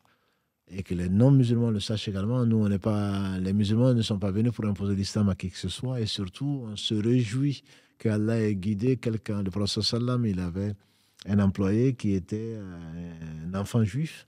Et cet enfant était malade. Il a été le visiter. C'est que peut-être que nous, on ne ferait pas aujourd'hui. Il a été le visiter et puis il a dit, jeune homme, atteste qu'Allah seul mérite l'adoration, que Mohammed est son messager. Le jeune homme, sur son lit, a regardé son père lui a dit, fais ce qu'Abul Qasim t'a ordonné, c'est-à-dire le prophète sallam, c'est sa kunya. Son premier fils s'appelait Qasim, qui n'a pas vécu que longtemps comme tous ses fils. Et il a dit, ashhadu an la ilaha illallah, ashhadu anna Muhammad Rasulullah, sallallahu alayhi wa sallam. Le prophète sallam a dit, alhamdulillah, louange à Allah qui a sauvé cet enfant de l'enfer. Donc, si on appelle les gens à l'islam, c'est pour leur bien. Jésus est musulman, Moïse est musulman, Abraham est musulman, c'est le père même des musulmans. Noé se dit musulman dans le Coran. Donc il faut comprendre, il faut que les non-musulmans comprennent que nous n'appelons pas à quelque chose de nouveau. Ce n'est pas une religion des Arabes, ni des Noirs, ni des Jaunes, ni de quoi que ce soit, c'est la religion d'Allah. Allah dit dans le Coran, chapitre 3, verset 19, Inna dina inda Allah l'islam. Pour Allah, la religion c'est l'islam. Ça ne veut pas dire la religion. Les gens pensent qu'on est musulman quand on croit à Mohammed sallallahu alayhi wa sallam. Mais celui qui croit à Mohammed sallallahu alayhi wa sallam croit nécessairement à Jésus. croit nécessairement à Moïse, etc., etc. Donc, j'invite tout un chacun, cette dame et n'importe qui, d'étudier à tête reposée. C'est ce qu'Allah dit d'ailleurs. Qu'ils se mettent soit seuls, soit plusieurs, qu'ils réfléchissent. Et donc, qu'ils lisent le Coran, qu'ils lisent les livres sur l'islam. S'ils veulent faire des comparaisons de religion, il n'y a aucun souci. L'islam n'a pas peur. La vérité n'a pas peur d'être confrontée.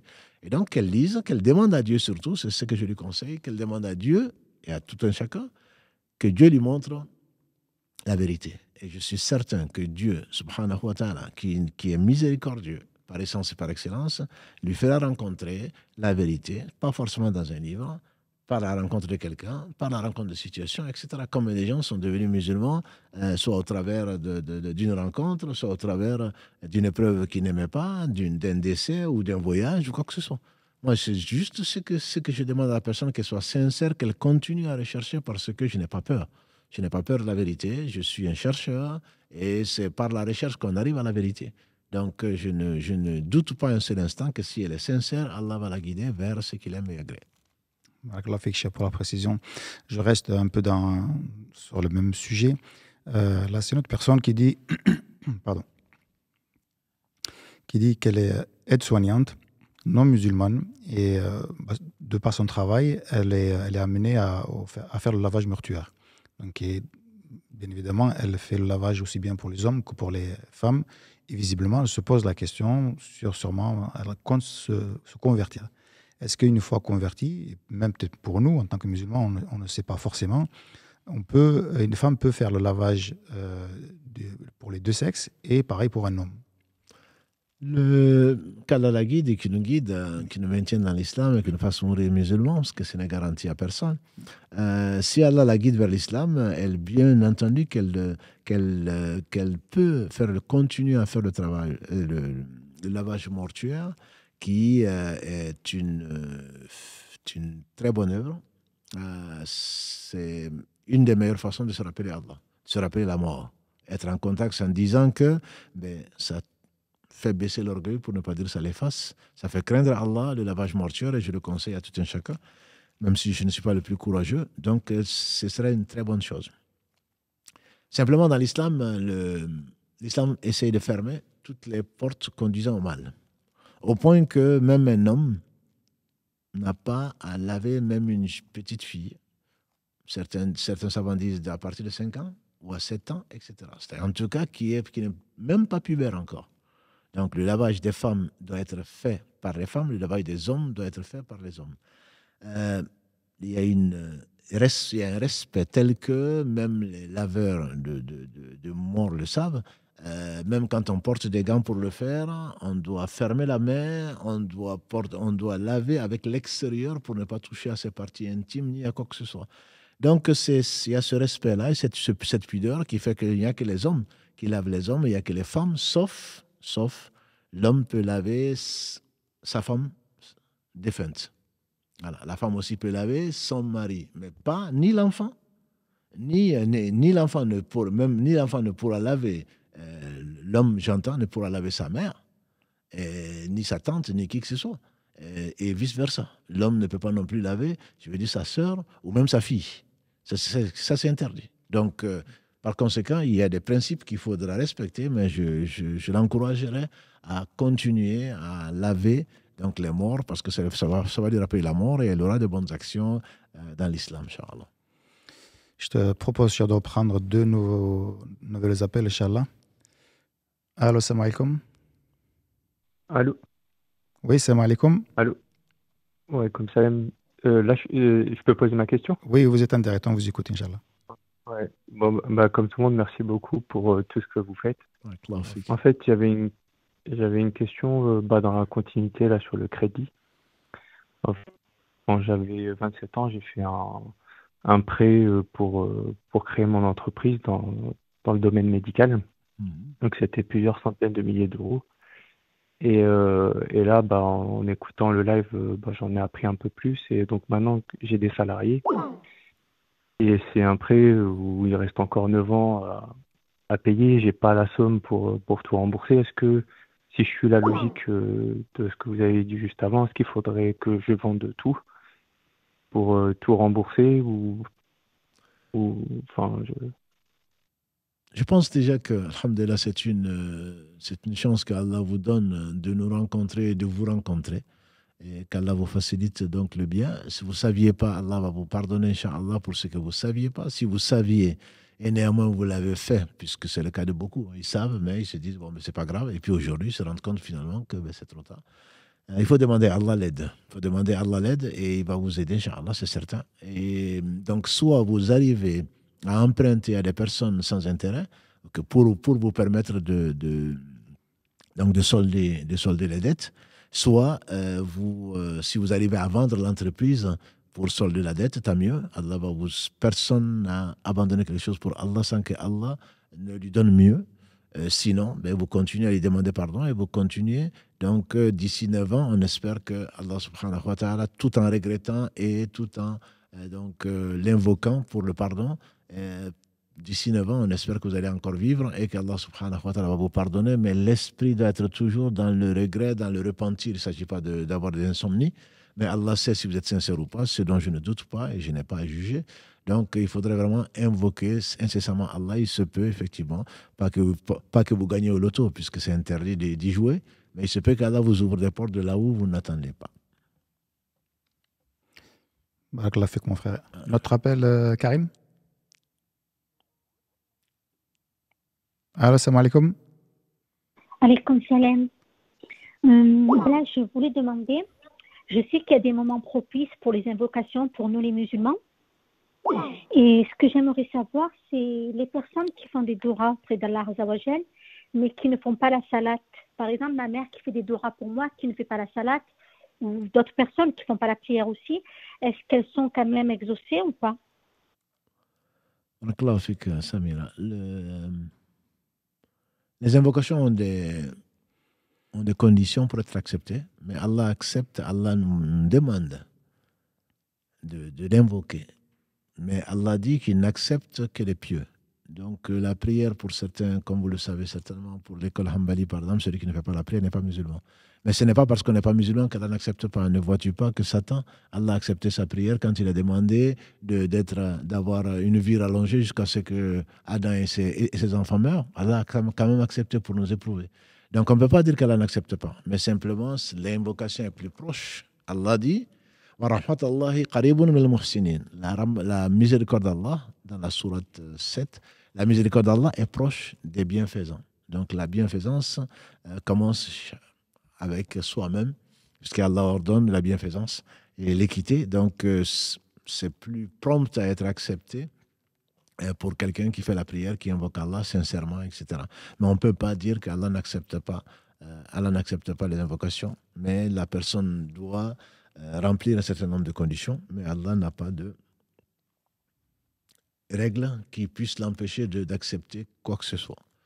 Le mieux pour elle, bien entendu, même si elle vous aime, forcément c'est votre mère, mais même si ce n'est pas pour cela, elle se doit de craindre Allah, de chercher à le rencontrer, et Allah a ouvert la porte, donc aux repentants, et Allah a ouvert la porte au moins 5 fois par jour à tout un chacun pour lui adresser ses demandes. Donc, on prie Allah subhanahu wa ta'ala de l'assister, ou avant de penser à sa fille, elle doit penser à elle-même. Et donc, parce que sa fille ne pourra rien pour elle, que ce soit vous ou quelqu'un d'autre, et elle ne pourra rien pour vous, dans ce bas monde peut-être, mais dans l'au-delà, certainement pas. Donc, qu'elle prépare sa rencontre avec Allah, et il se peut qu'elle ait les deux mondes, ici-bas et dans l'au-delà. Je voudrais passer maintenant sur quelques questions qui portent sur la prière, et c'est vrai que là-dessus, il y a beaucoup de questions qui sont posées, et d'ailleurs on travaille avec Si Mohamed pour faire très certainement une série sur la prière, notamment sur la prière du voyageur.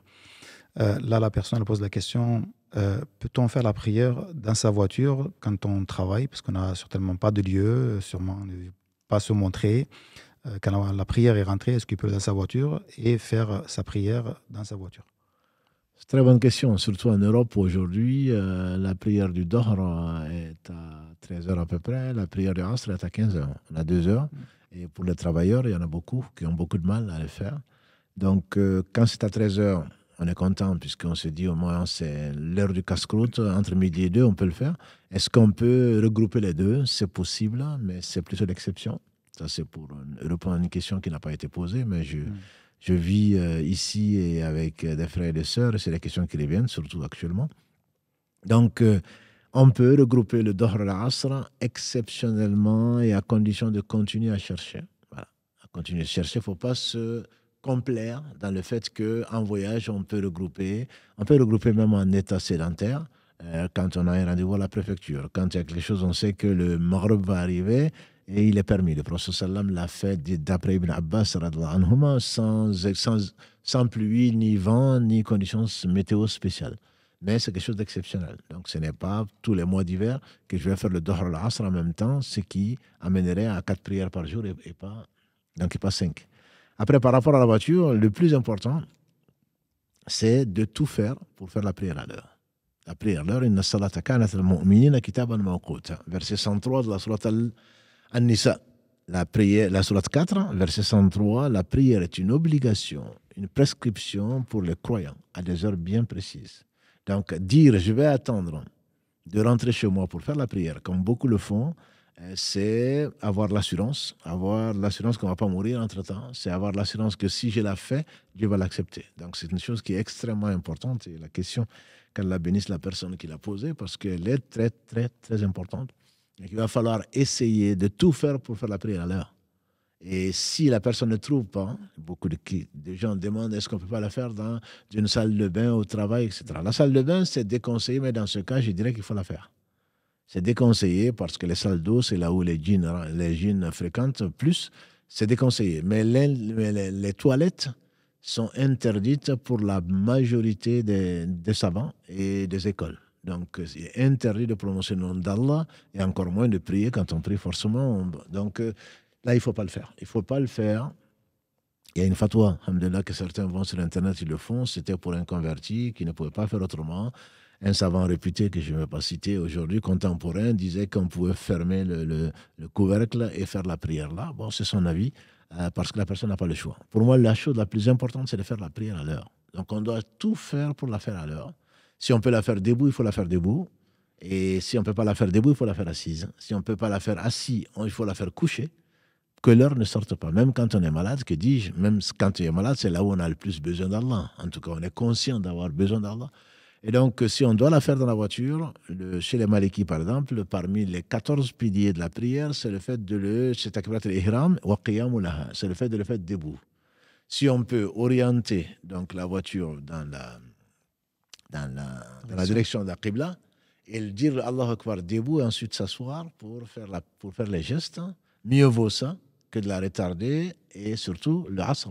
Comme l'a dit le prophète sallam, celui qui retarde le Asr sans raison, sans excuse, c'est-à-dire que le sommeil ou l'oubli, c'est comme s'il avait perdu sa famille et tous ses biens.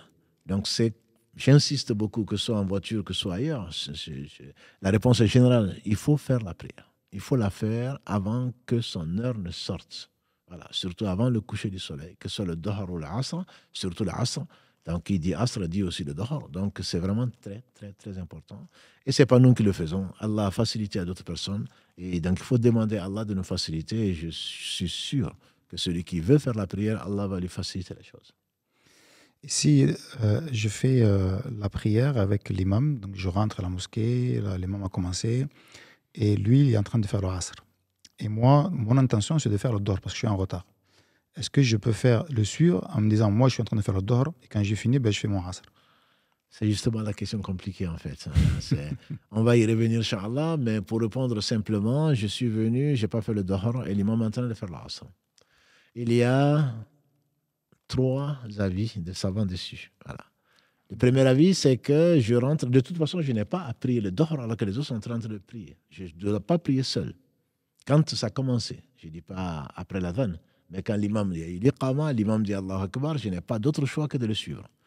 On va prendre l'avis des Malikis, dont beaucoup de nos téléspectateurs certainement se réclament sans savoir ce que c'est. Chez les Malikis, on doit faire les prières à l'heure. On doit avoir la même intention que l'imam. Même si on n'est pas dans son cœur, on sait que c'est l'heure du Asr, donc il est en train de faire l'Asr. Donc on doit faire la prière avec l'imam. Mais le Asr n'est pas valable puisqu'on n'a pas fait le Dohr. Et ensuite, après la prière, on fait le Dohr et on fait l'Asr. Donc celle qu'on vient de faire avec l'imam nous comptera comme nafila. Il y a un autre avis, c'est que Mu'adh ibn Jabal Kalalagré, il faisait le Isha avec le prophète sallam, ensuite il allait faire l'imam de son peuple. Et donc, les savants qui sont de cet avis disent qu'on peut avoir une autre intention que celle de l'imam. La preuve, c'est que l'imam faisait une nafila et eux, ils faisaient une obligation. Donc, celui qui vient, il dit Allahu Akbar avec l'intention du dahr, même s'il prie avec un imam qui fait l'asr. Donc, ça, c'est pour répondre à la question de la personne qui a posé. Et ensuite, donc, il va faire le asr tout seul. Et il y a un troisième avis, c'est de faire le asr. Ça, c'est l'avis du Cheikh Uthaymin, c'est le faire. On a trouvé l'imam en train de faire le asr, on fait le asr. Et après, on fait le dahr qu'on n'a pas fait, puisque pour eux, il n'y a pas de preuve comme quoi les prières doivent être faites dans l'ordre. Par conséquent, j'ai déjà fait le asr, je n'ai pas fait le asr, j'ai pas fait le dahr. J'ai fait le dahr, mais je n'ai pas à refaire le asr puisque je l'ai déjà fait. Voilà donc les trois avis que je connais sur la question. Donc, je ne sais pas si la personne est satisfaite ou pas. Ce n'est pas un loto, elle n'a pas à choisir. C'est l'avis qui convainc la personne qu'on doit prendre, même si c'est un avis qui est minoritaire. Justement, avant de revenir sur une question sur la prière, c'est une question qui avait été aussi posée. Comment fait-on pour choisir une école, en fait, parmi les 4 écoles, et est-on obligé de dire, moi je suis soit malikite, soit... C'est une très bonne question. On reviendra, Inch'Allah, dessus, puisque avec si Mohamed prévoit de parler du fiqh, de la législation, de l'histoire, des écoles juridiques, mais juste pour dire qu'il n'y a pas à se torturer par rapport à l'école. On n'est pas, nous, aptes à dire je fais partie de telle et telle école. Ce qu'on peut dire, c'est le taqlid. Je suis telle école ou je suis tel imam. Parce qu'on ne sait même pas. Parce que suivre qui que ce soit, si ce n'est le prophète sallam, ce n'est pas sans preuve, entre guillemets, c'est pas acceptable. C'est que quand moi je dis je suis maliki, les malikis sont en droit de dire tu n'as pas le droit de nous suivre parce que ça devient de l'adoration. Je ne sais pas pourquoi tu le fais, mais je te suis. Dans la religion, ça n'existe pas. Malheureusement, non, moi je suis maliki. Pourquoi? Parce que mon père l'est, parce que mon grand-père l'est, etc. Normalement, ça, ce n'est pas permis. Par contre, ce qui est permis, c'est que je ne sais pas. Demandez aux gens de science si vous ne savez pas. Donc, je connais des savants, ils savent pourquoi ils le font, et ils sont de telle école. Si on est au Maghreb ou si on est en Afrique noire, ils se disent souvent maliki, je ne lui demande pas de quelle école tu es. Malheureusement, aujourd'hui, on a beaucoup d'enfants, beaucoup de nouveaux musulmans, qui soient nés dans les familles musulmanes ou pas. De quelle école tu es? Tu ne connais même pas les écoles. On en parlera, Inch'Allah, plus tard. Et voilà. Donc, je viens demander à l'imam, sans savoir de quelle école, parce que les 4 écoles sont à l'unanimité des sunnites, c'est des écoles valables, des gens qui craignaient Allah, qu'Allah a honoré, qu'il les fasse rentrer, Inch'Allah, au paradis. Et donc, on leur fait confiance. Eux, ils savent pourquoi ils font. On demande à l'imam, je suis venu en retard, j'ai fait le asr, qu'est-ce que je fais? S'il est maliki, il te dira, tu refais le dahr al-asr. Voilà. Je ne vais pas dire, non, moi je suis maliki. Que disent les malikis? Mais tu n'as qu'à aller apprendre si tu es maliki. Voilà. Donc, on suit la personne de science de qui on a confiance. Et donc, il n'y a pas de mal. C'est ce qu'on appelle le taqlid. Ça, c'est permis. Par contre, pour les élèves en sciences, on se doit d'étudier l'école, d'étudier les arguments et trancher. Bon, ça, ce n'est pas à la portée de tout un chacun. Je m'arrêterai là sur la question. Je reviens donc sur la prière. Là, la question, on l'a déjà traitée à plusieurs reprises, mais je pense que c'est bien de revenir dessus. Est-il permis, pendant la prière, de réciter le Coran en français parce qu'on ne comprend absolument rien à l'arabe, on a du mal à l'apprendre? Est-ce que, vous savez, je suis dans l'islam, voire même parfois des arabophones n'arrivent pas à réciter correctement. Est-ce que je peux me permettre de l'apprendre en français et de le réciter en français? Je viens juste d'avoir la question au Aïcha.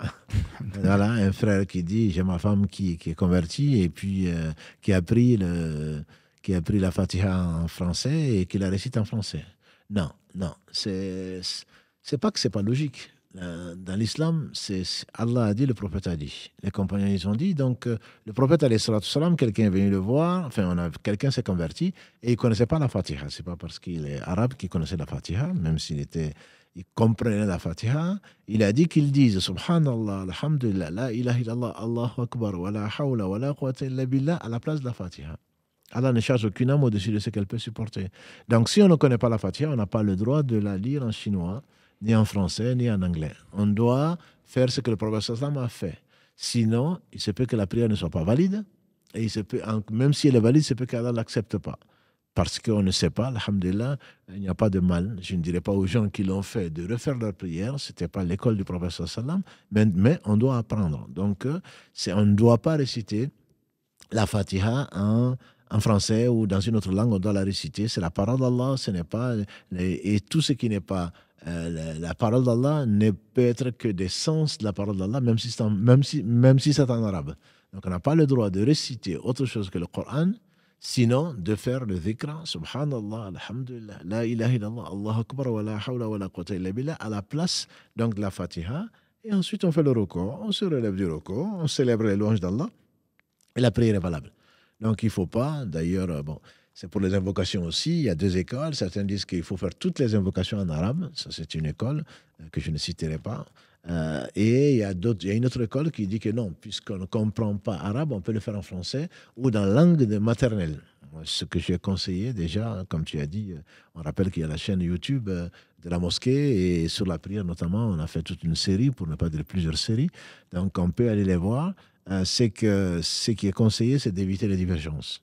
Ce que je sais, Allah sait ce que je veux, donc je ne dis pas autre chose que de l'arabe. Ce serait mieux pour la personne. Je ne dis pas que ce n'est pas permis, mais je ne dirais pas mieux que ça. Et sinon, qu'on apprenne une invocation qui est globale et que le prophète sallam faisait souvent, d'après Anas, c'est Rabbana atina fi dunya hasana wa fil akhirati hasana wa qina adhaban nar. Donc, c'est verset 201, je pense, de la sourate Al-Baqarah. Seigneur, donne-nous belle part dans ce bas monde, belle part dans l'au-delà et préserve-nous du châtiment du feu. Donc, ça, c'est un verset qui est global et qui donne tous les bienfaits de ce bas monde et de l'au-delà.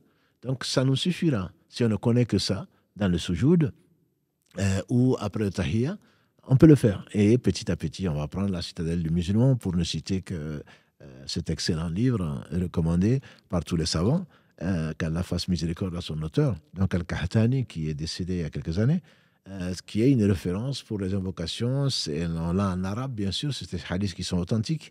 On a en arabe, on a en phonétique, on a même la traduction. J'imagine dans toutes les langues, en tout cas en français, certainement. Donc, je conseille à tout un chacun d'apprendre un tout petit peu, et ce sera de l'adoration. Et le fait de le dire en arabe, ce sera certainement le mieux pour la personne. Barakallah fik, pour cette précision. Je te propose de prendre encore quelques appels.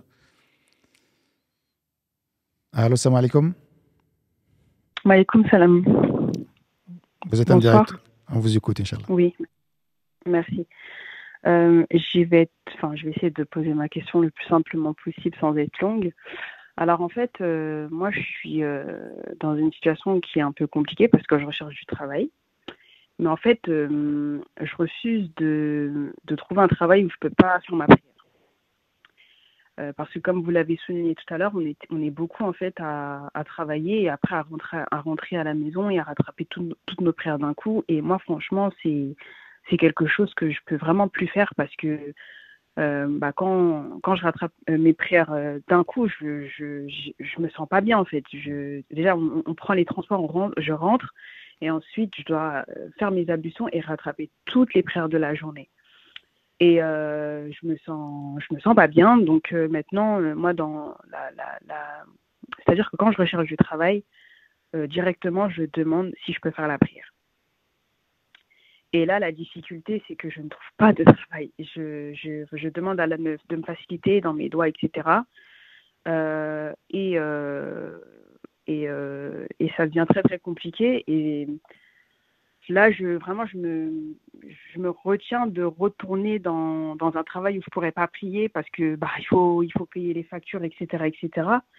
Donc j'ai voulu me lancer à mon compte, mais il y a la problématique où quand vous vous lancez à votre compte, quand vous êtes au chômage, on vous pousse à faire c'est pas on vous pousse, c'est on vous propose de faire des crédits à taux zéro, parce que beaucoup sur le live depuis tout à l'heure, je vois des commentaires de personnes qui disent oui, mais est-ce qu'un crédit à taux zéro, c'est bon ou pas?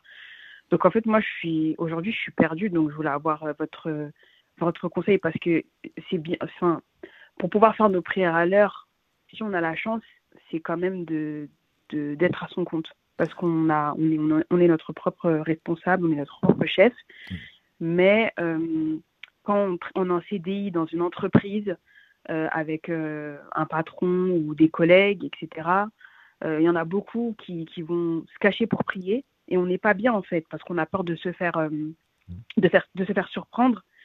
Et voilà, je voulais un conseil parce que c'est vrai que pour moi ça devient très compliqué. Mais j'ai vraiment ça dans le cœur de vouloir prier à l'heure et d'avoir un travail où je peux prier à l'heure et sereinement. Donc voilà, merci beaucoup. C'est une question de... Je suis fier du choix que nous avons fait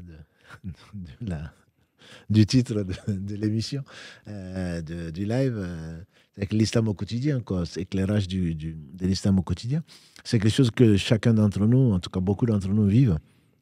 Notamment en Europe, je pense ceux qui ne sont pas dans les pays européens, ou en tout cas ceux qui ne sont pas en France en particulier, comprennent mal, comme en Angleterre, ou même dans la fac, à l'université, n'importe où, il y a des salles de prière, etc.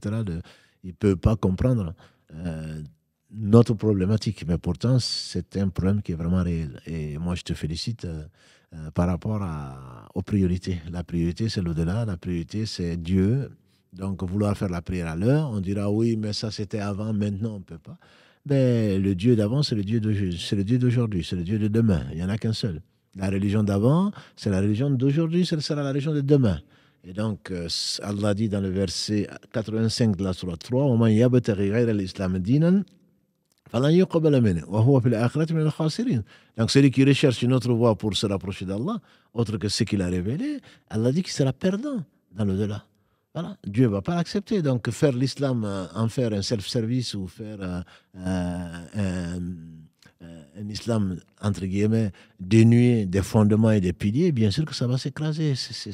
Tout le monde le comprend. On n'a pas besoin d'être architecte pour savoir que sans pilier, la construction va s'écraser. La prière, c'est le deuxième pilier et c'est le premier pilier matériel. C'est l'acte que Allah aime le plus. Et comme on a dit tout à l'heure, verset 103 de la Sourate 4, Inna salata kanat al-mu'minina kitaban mawquta. Donc, ce n'est qu'un rappel, c'est le fait que de faire la prière à l'heure autant que faire se peut.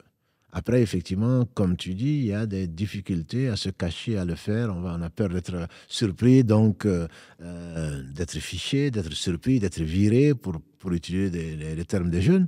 Et donc, effectivement, on a tendance on craint les créatures moins que Allah. Ou alors, Allah est miséricordieux, donc quand je vais rentrer, mais un jour, tu ne rentreras pas. Soit tu ne sortiras pas, soit tu ne rentreras pas. Tu peux aller en métro au travail et puis tu reviens en corbillard. Ou alors tu vas à l'hôpital, etc. Donc on n'a pas de garantie. Et à supposer même qu'on le fait, on n'est pas du tout garanti que Allah va l'accepter. Bref, ceci étant, donc en tant que femme, je dirais c'est plus facile, même c'est plus difficile aujourd'hui. C'est plus facile dans la mesure où sans avoir de complexe. Parce que malheureusement, il y a beaucoup de sœurs qui ont des complexes. Le mari se doit de subvenir à tous les besoins. Je répète encore à mes frères, c'est tous les besoins. On n'a pas à pousser sa femme à travailler.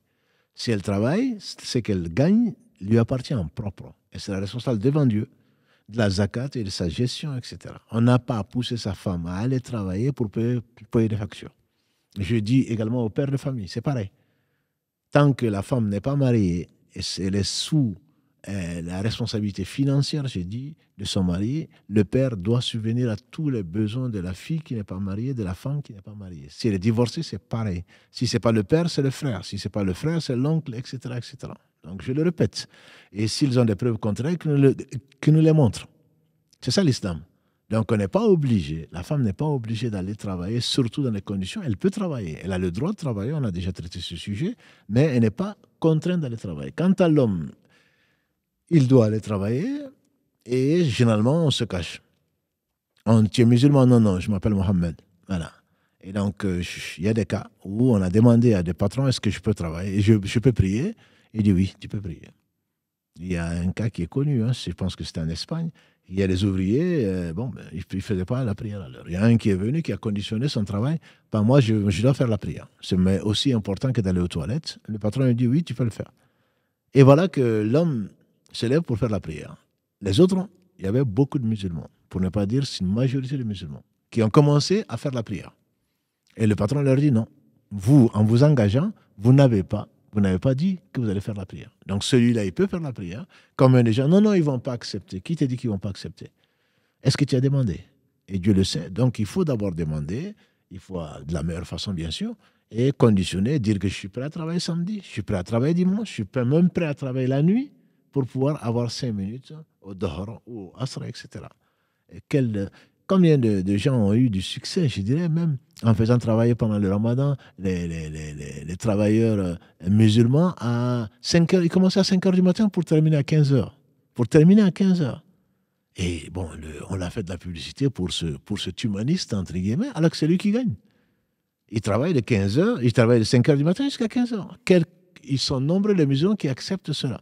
Mais bon, comme on ne demande pas, par ignorance ou par peur, généralement, on n'est pas satisfait et Allah subhanahu wa ta'ala n'a pas besoin de nous, donc ni de notre prière, ni de quoi que ce soit. Par conséquent, on n'a que ce qu'on mérite.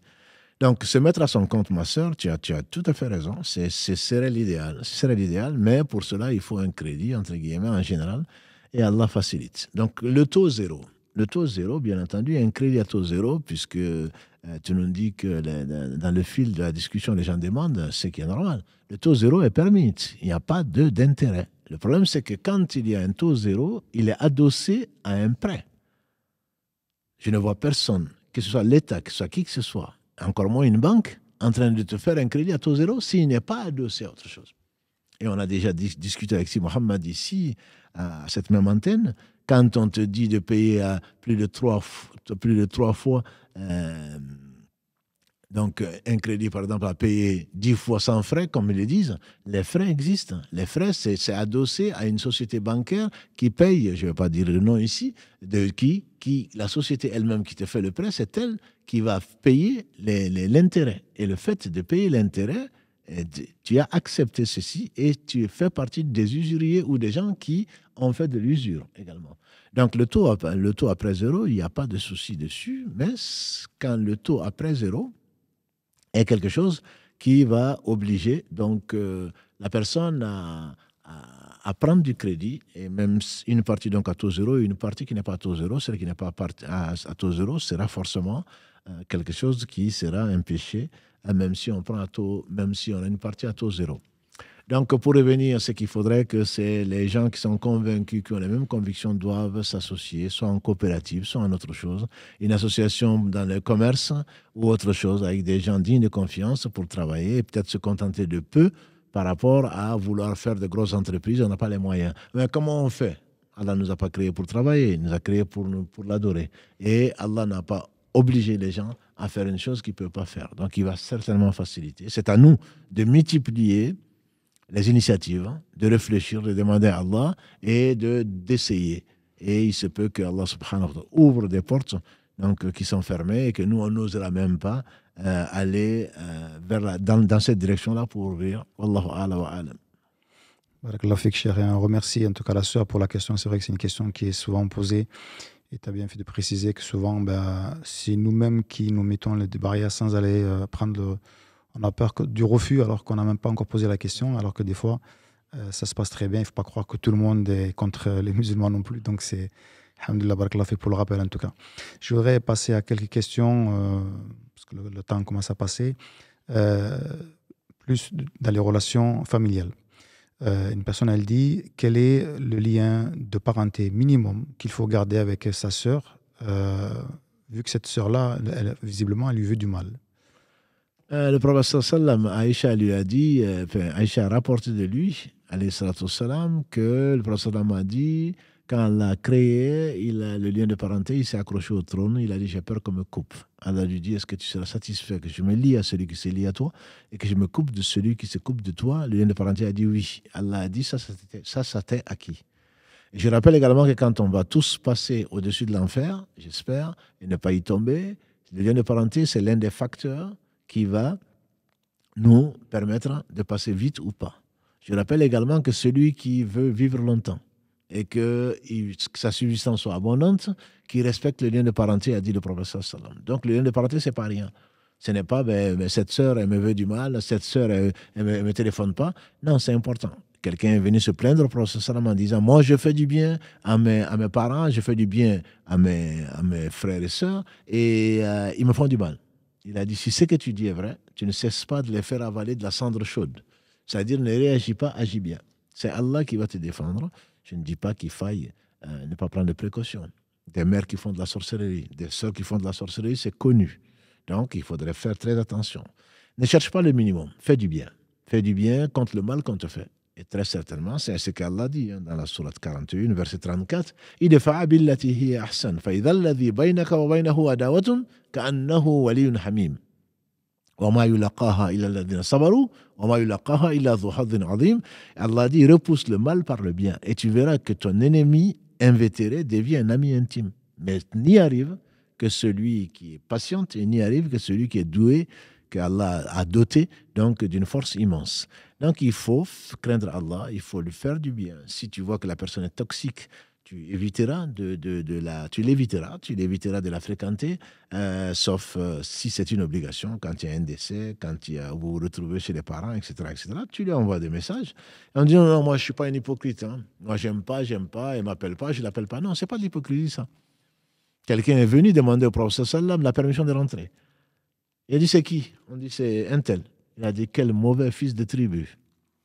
Et après la personne est venue, il a bien reçu.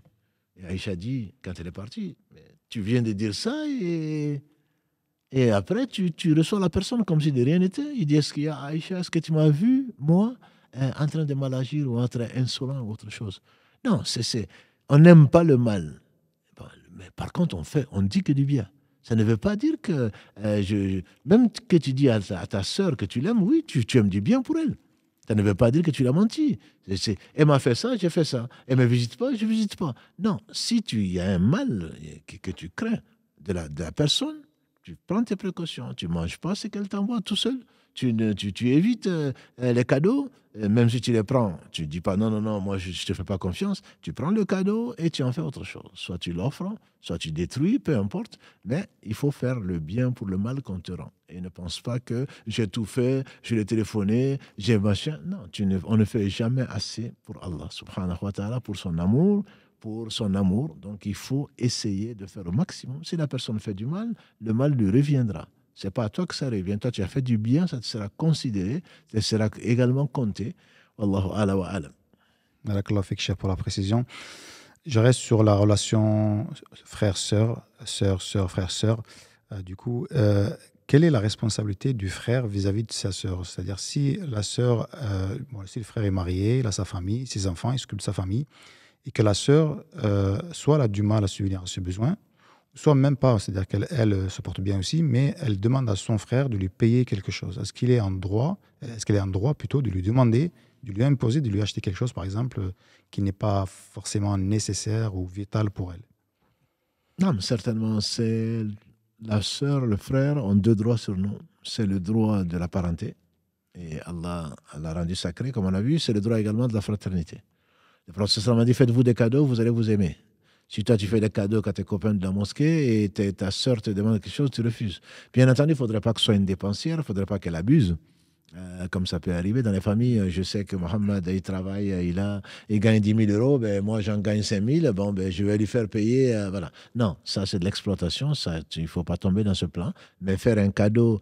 Le prophète sallam, il y a la femme de Abdallah ibn Mas'oud, qui est venue avec d'autres femmes demander la permission de parler au prophète sallam. Et il était occupé. Quand il est sorti, il était parti. Il dit, c'est qui? Il dit, c'est Zaynab, la femme d'Abdul Mas'oud, qui est venue poser la question, en fait, est-ce que si je fais une sadaqa à mon mari, est-ce que c'est compté? Le prophète m'a dit, une sadaqa, c'est une sadaqa, avec le lien de parenté ou avec un proche, c'est compté double. C'est compté double. Voilà. Donc, celui qui aime ce que Allah aime et sera nécessairement plus récompensé que celui qui se contente du minimum. Donc, quand on peut faire même sans qu'elle demande, quand on peut faire des cadeaux à ses neveux, ces cadeaux, on sait que quand on veut faire plaisir à une mère, il suffit de s'intéresser à ses enfants. Voilà. Donc, on n'est pas obligé de faire directement à sa sœur. Et puis, même si elle est mariée, même si elle a les moyens, ça fait plaisir à tout le monde. Une boîte de chocolat, ce qui ne coûte rien. Mais c'est un signe, c'est un symbole. C'est la preuve qu'on a pensé à nous. Donc après, il ne faudrait pas, bien entendu, que la sœur abuse ou que le frère abuse. J'ai une famille, j'ai une charge et que, on vient toujours me demander. Mais c'est aussi vrai pour les parents, malheureusement. Et souvent, quand ils demandent, c'est pour l'enfant qui ne fait pas grand-chose. Donc, il ne faut pas être injuste, mais le faire soi-même avec plaisir, je le conseillerais parce que c'est doublement récompensé.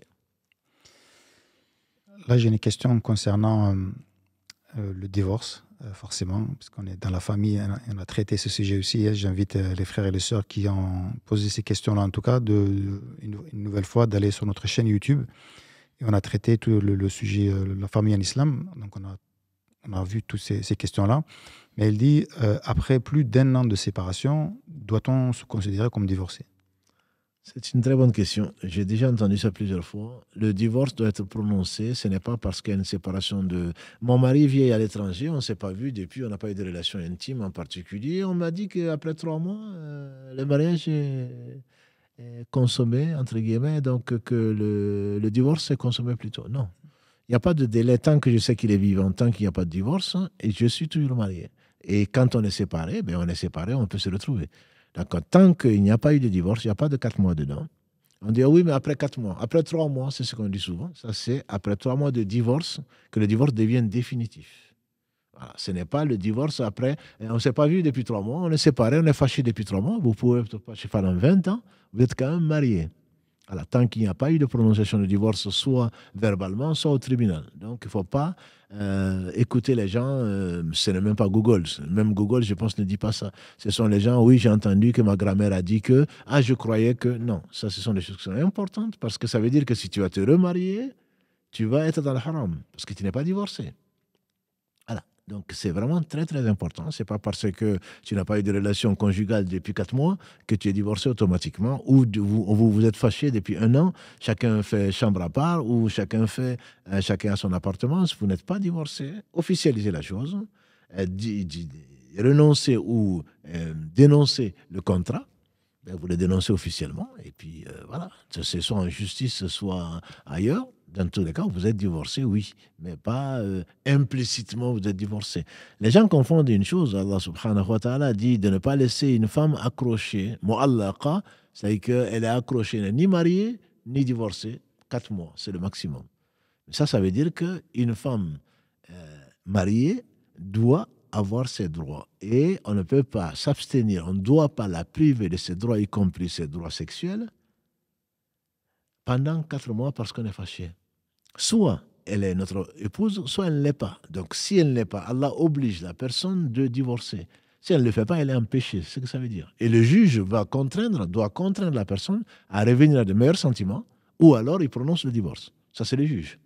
Mais ce n'est pas la personne qui dit, mais finalement, puisqu'on n'a pas eu de relation depuis 4 mois, on est divorcé automatiquement. Non, il n'y a pas d'automatique. C'est comme les antibiotiques. Ce n'est pas automatique. Non, ce n'est pas parce qu'on n'a pas eu de relation depuis 4 mois qu'on est divorcé. Non, ce n'est pas ça dans l'islam. D'accord. Là, une question un peu inverse. Si on a 2 personnes qui se sont fréquentées avant le mariage et qui finalement se marient et sans forcément faire ce qu'on appelle le halal. Et puis s'aperçoivent qu'en fait, ils ne sont pas forcément mariés, on va dire, dans la bonne procédure. Pardon. Est-ce que ces personnes-là doivent refaire le halal, repasser, on va dire, par l'étape la première étape, ou est-ce que, alhamdoulilah, je crois, il me semble que cette question avait été traitée aussi, où il faut voir comment aujourd'hui, combien de temps, ça fait combien de temps qu'ils vivent ensemble, etc., pour voir si, alhamdoulilah, le mariage est quand même halal. Là, c'est une très bonne question. Elle a été traitée par plusieurs savants et il y a plusieurs avis dessus. Le mieux, c'est d'observer un délai de viduité. Il y a 3 avis dessus, là aussi, que je connais. L'avis, c'est que, ils ont fait le mariage religieux, mais ils ont fait le haram la veille, où elle était enceinte, etc. Chez les Maliki, par exemple, il faut vraiment attendre que la femme accouche, que le sang coule. Et si ce n'est pas une grossesse, il faut attendre 3 mois de séparation physique, qu'il n'y ait pas de relation intime pour faire un mariage halal. Donc, si on peut faire un mariage religieux, le mariage civil, contrairement à ce que certains pseudo-mouftis disent parmi les musulmans de France, le mariage civil n'est pas l'équivalent d'un mariage religieux. Un mariage religieux a des conditions. On en a déjà traité. Comme tu dis, sur notre chaîne YouTube, sur la famille en islam, on ne va pas revenir dessus. Un mariage civil a des conditions. Ce ne sont pas les mêmes conditions. Les mariages civils ne remplissent pas les conditions du mariage religieux et vice-versa. Voilà. Donc, à partir du moment où on vit ensemble, on pense qu'on est marié. Par exemple, pour des convertis, ils ont été à l'église ou ils ont été à la mairie, les enfants issus du mariage sont considérés après leur conversion comme des enfants qui sont des enfants légitimes. Voilà, l'islam accepte l'état de fait que la société accepte. Ce qui n'est pas le fait s'ils sont en concubinage ou autre chose. C'est différent parce que la société ne les considère pas comme mariés. Donc, si la personne, effectivement, ils ont eu des enfants, etc., alors que le mariage est vicié, les savants contemporains disent que les enfants sont quand même légitimes, mais qu'il faut refaire le mariage parce qu'ils ne sont pas dans les conditions de mariage. Et encore une fois, je reviens à nos frères et nos sœurs qui étaient dans l'erreur, qui sont toujours dans l'erreur. La première chose, ce n'est pas le halal, comme il l'appelle. Le halal, en arabe, on le sait tous, c'est ce qui est permis. Mais la première condition, c'est le repentir. On a l'impression qu'on fait venir un imam, ce qui n'est pas du tout une obligation, ça ne fait pas partie des conditions. On fait venir un imam, voilà, un tolba, comme il l'appelle, quelqu'un qui sait lire le Coran, et on lui donne 50 € ou je ne sais quoi d'autre, qui dit, vous êtes marié. Non, ce n'est pas comme ça. Il y a des conditions qu'on a déjà traitées, mais c'est surtout le repentir. Comme cette sœur, comme quelqu'un d'autre, je faisais ça, oh mon Dieu, je regrette, je ne savais pas. Ou même si je savais, non, je savais, mais j'étais ignorant, j'étais dans l'égarement, pardonne-moi. Ce qui oblige à arrêter la relation, à la regretter, à décider de ne plus jamais la faire. Et donc, s'il y a dans les trois avis, certains disent vous pouvez directement vous marier, d'autres disent non, il faut avoir au moins du sang des menstrues, sans avoir de relation. D'autres disent, comme les Malikis disent qu'il faut 3 mois. Peu importe. Pour moi, le plus important, c'est vraiment le repentir. Le repentir, il faut qu'il soit sincère. Voilà. Il faudrait vraiment qu'on arrête, qu'on regrette. Allah, c'est tout. Donc, ce n'est pas de l'administratif. Il ne faut pas prendre l'islam. Non, on a fait le halal. On a fait le halal, vous vivez dans le haram. Vous vivez dans le haram parce que vous n'êtes pas allé vers Allah. Allah n'a pas besoin de nous. Allah n'a besoin de rien. Donc, Allah, maintenant, parce que c'est la pression des parents souvent, vous vivez ensemble. Bon, faites au moins le halal pour qu'on puisse accepter monsieur à la maison ou madame à la maison lors des fêtes, etc. Ça, c'est juste pour l'apparence. C'est pour la beauté des yeux des parents parce qu'ils veulent être administrativement en accord avec Allah. Non, ce n'est pas ça. L'islam, c'est chacun individuellement. Et serviteur d'Allah, chacun sera jugé individuellement, à moins qu'Allah nous fasse miséricorde, qu'il nous fasse rentrer au paradis sans nous juger. Donc, il ne faut pas jouer. Il ne faut pas jouer avec Dieu, il ne faut pas jouer avec la religion. Il faut être sincère, demander pardon à Allah, décider de ne plus jamais le refaire. Et à ce moment, on peut se réunir légalement, entre guillemets. Il se peut que Allah bénisse le mariage. Barakallahu fik, Cheikh, en tout cas pour ces précisions. Je t'invite, on va bien s'arrêter là, pardon. Il est déjà pratiquement 23h. Alhamdoulilah, ça a été un plaisir pour moi de partager ces quelques heures avec toi. J'espère en tout cas pour les frères et sœurs qui ont posé les questions que les réponses ont été claires. Et j'espère en tout cas moi que j'avais bien compris les questions et que je les ai correctement posées. Si c'est pas le cas, je vous prie de m'excuser et n'hésitez pas à les reposer, notamment via les messages privés des différentes plateformes sur lesquelles on se trouve. Et il y a encore pas mal de questions qu'on n'a pas traitées, Cheikh. Il y en a beaucoup. On essaiera de les traiter la semaine prochaine, en tout cas autant qu'on pourra. Et puis, Inch'Allah, peut-être qu'il y aura d'autres émissions dédiées à ces questions-là. Je te laisse terminer, Inch'Allah. Barakallahu fik, en tout cas, pour l'échange. Jazakallah khair, avec plaisir. C'est Karim et d'autres ont insisté pour avoir des émissions spéciales comme ça. J'étais assez réservé. Mais j'avoue que c'est l'islam au quotidien, c'est quand même ça qui nous intéresse, bien que les fondamentaux sont ce que nous traitons tous les samedis. Et le cœur, qui est l'essentiel, nous le traitons le mercredi. Il se peut, effectivement, nous pensons, faire un troisième live consacré qu'aux questions. Et donc là, ce n'était qu'une introduction. Si ça vous a plu, si Allah nous permet, si la mosquée l'accepte, Inch'Allah, on va essayer de prendre un jour spécial, un troisième live, pour ne faire que répondre aux questions, si bien entendu Allah nous permet, et qui nous protège contre le mal donc, de nos âmes, parce que les questions sont d'actualité. Il faudrait dire ce que Allah aime et pas ce que nous pensons. Voilà, donc je remercie pour terminer les nombreux, mais très nombreux frères et sœurs pour leurs invocations, pour leur confiance surtout. Comme je dis souvent, ça n'a pas de prix. Honnêtement, ça n'a pas de prix. Si aujourd'hui on est près de 500 000 followers, entre guillemets, ce n'est pas le nombre qui est important. Pour moi, c'est surtout la confiance qu'Allah a mis dans leur cœur à cette mosquée, à ses frères. Qu'Allah les bénisse tous. Si Mohammed Karim que vous ne voyez pas et qui sera difficile, on va afficher peut-être sa photo, comme le disait un frère du Sénégal. Au moins qu'on voit Karim, on va afficher peut-être sa photo. Mohamed Adda, que vous avez eu l'occasion, alhamdoulilah, Barakallahu fi, qui est là aussi pour les émissions et qui faisait la voix off, maintenant elle a la voix on.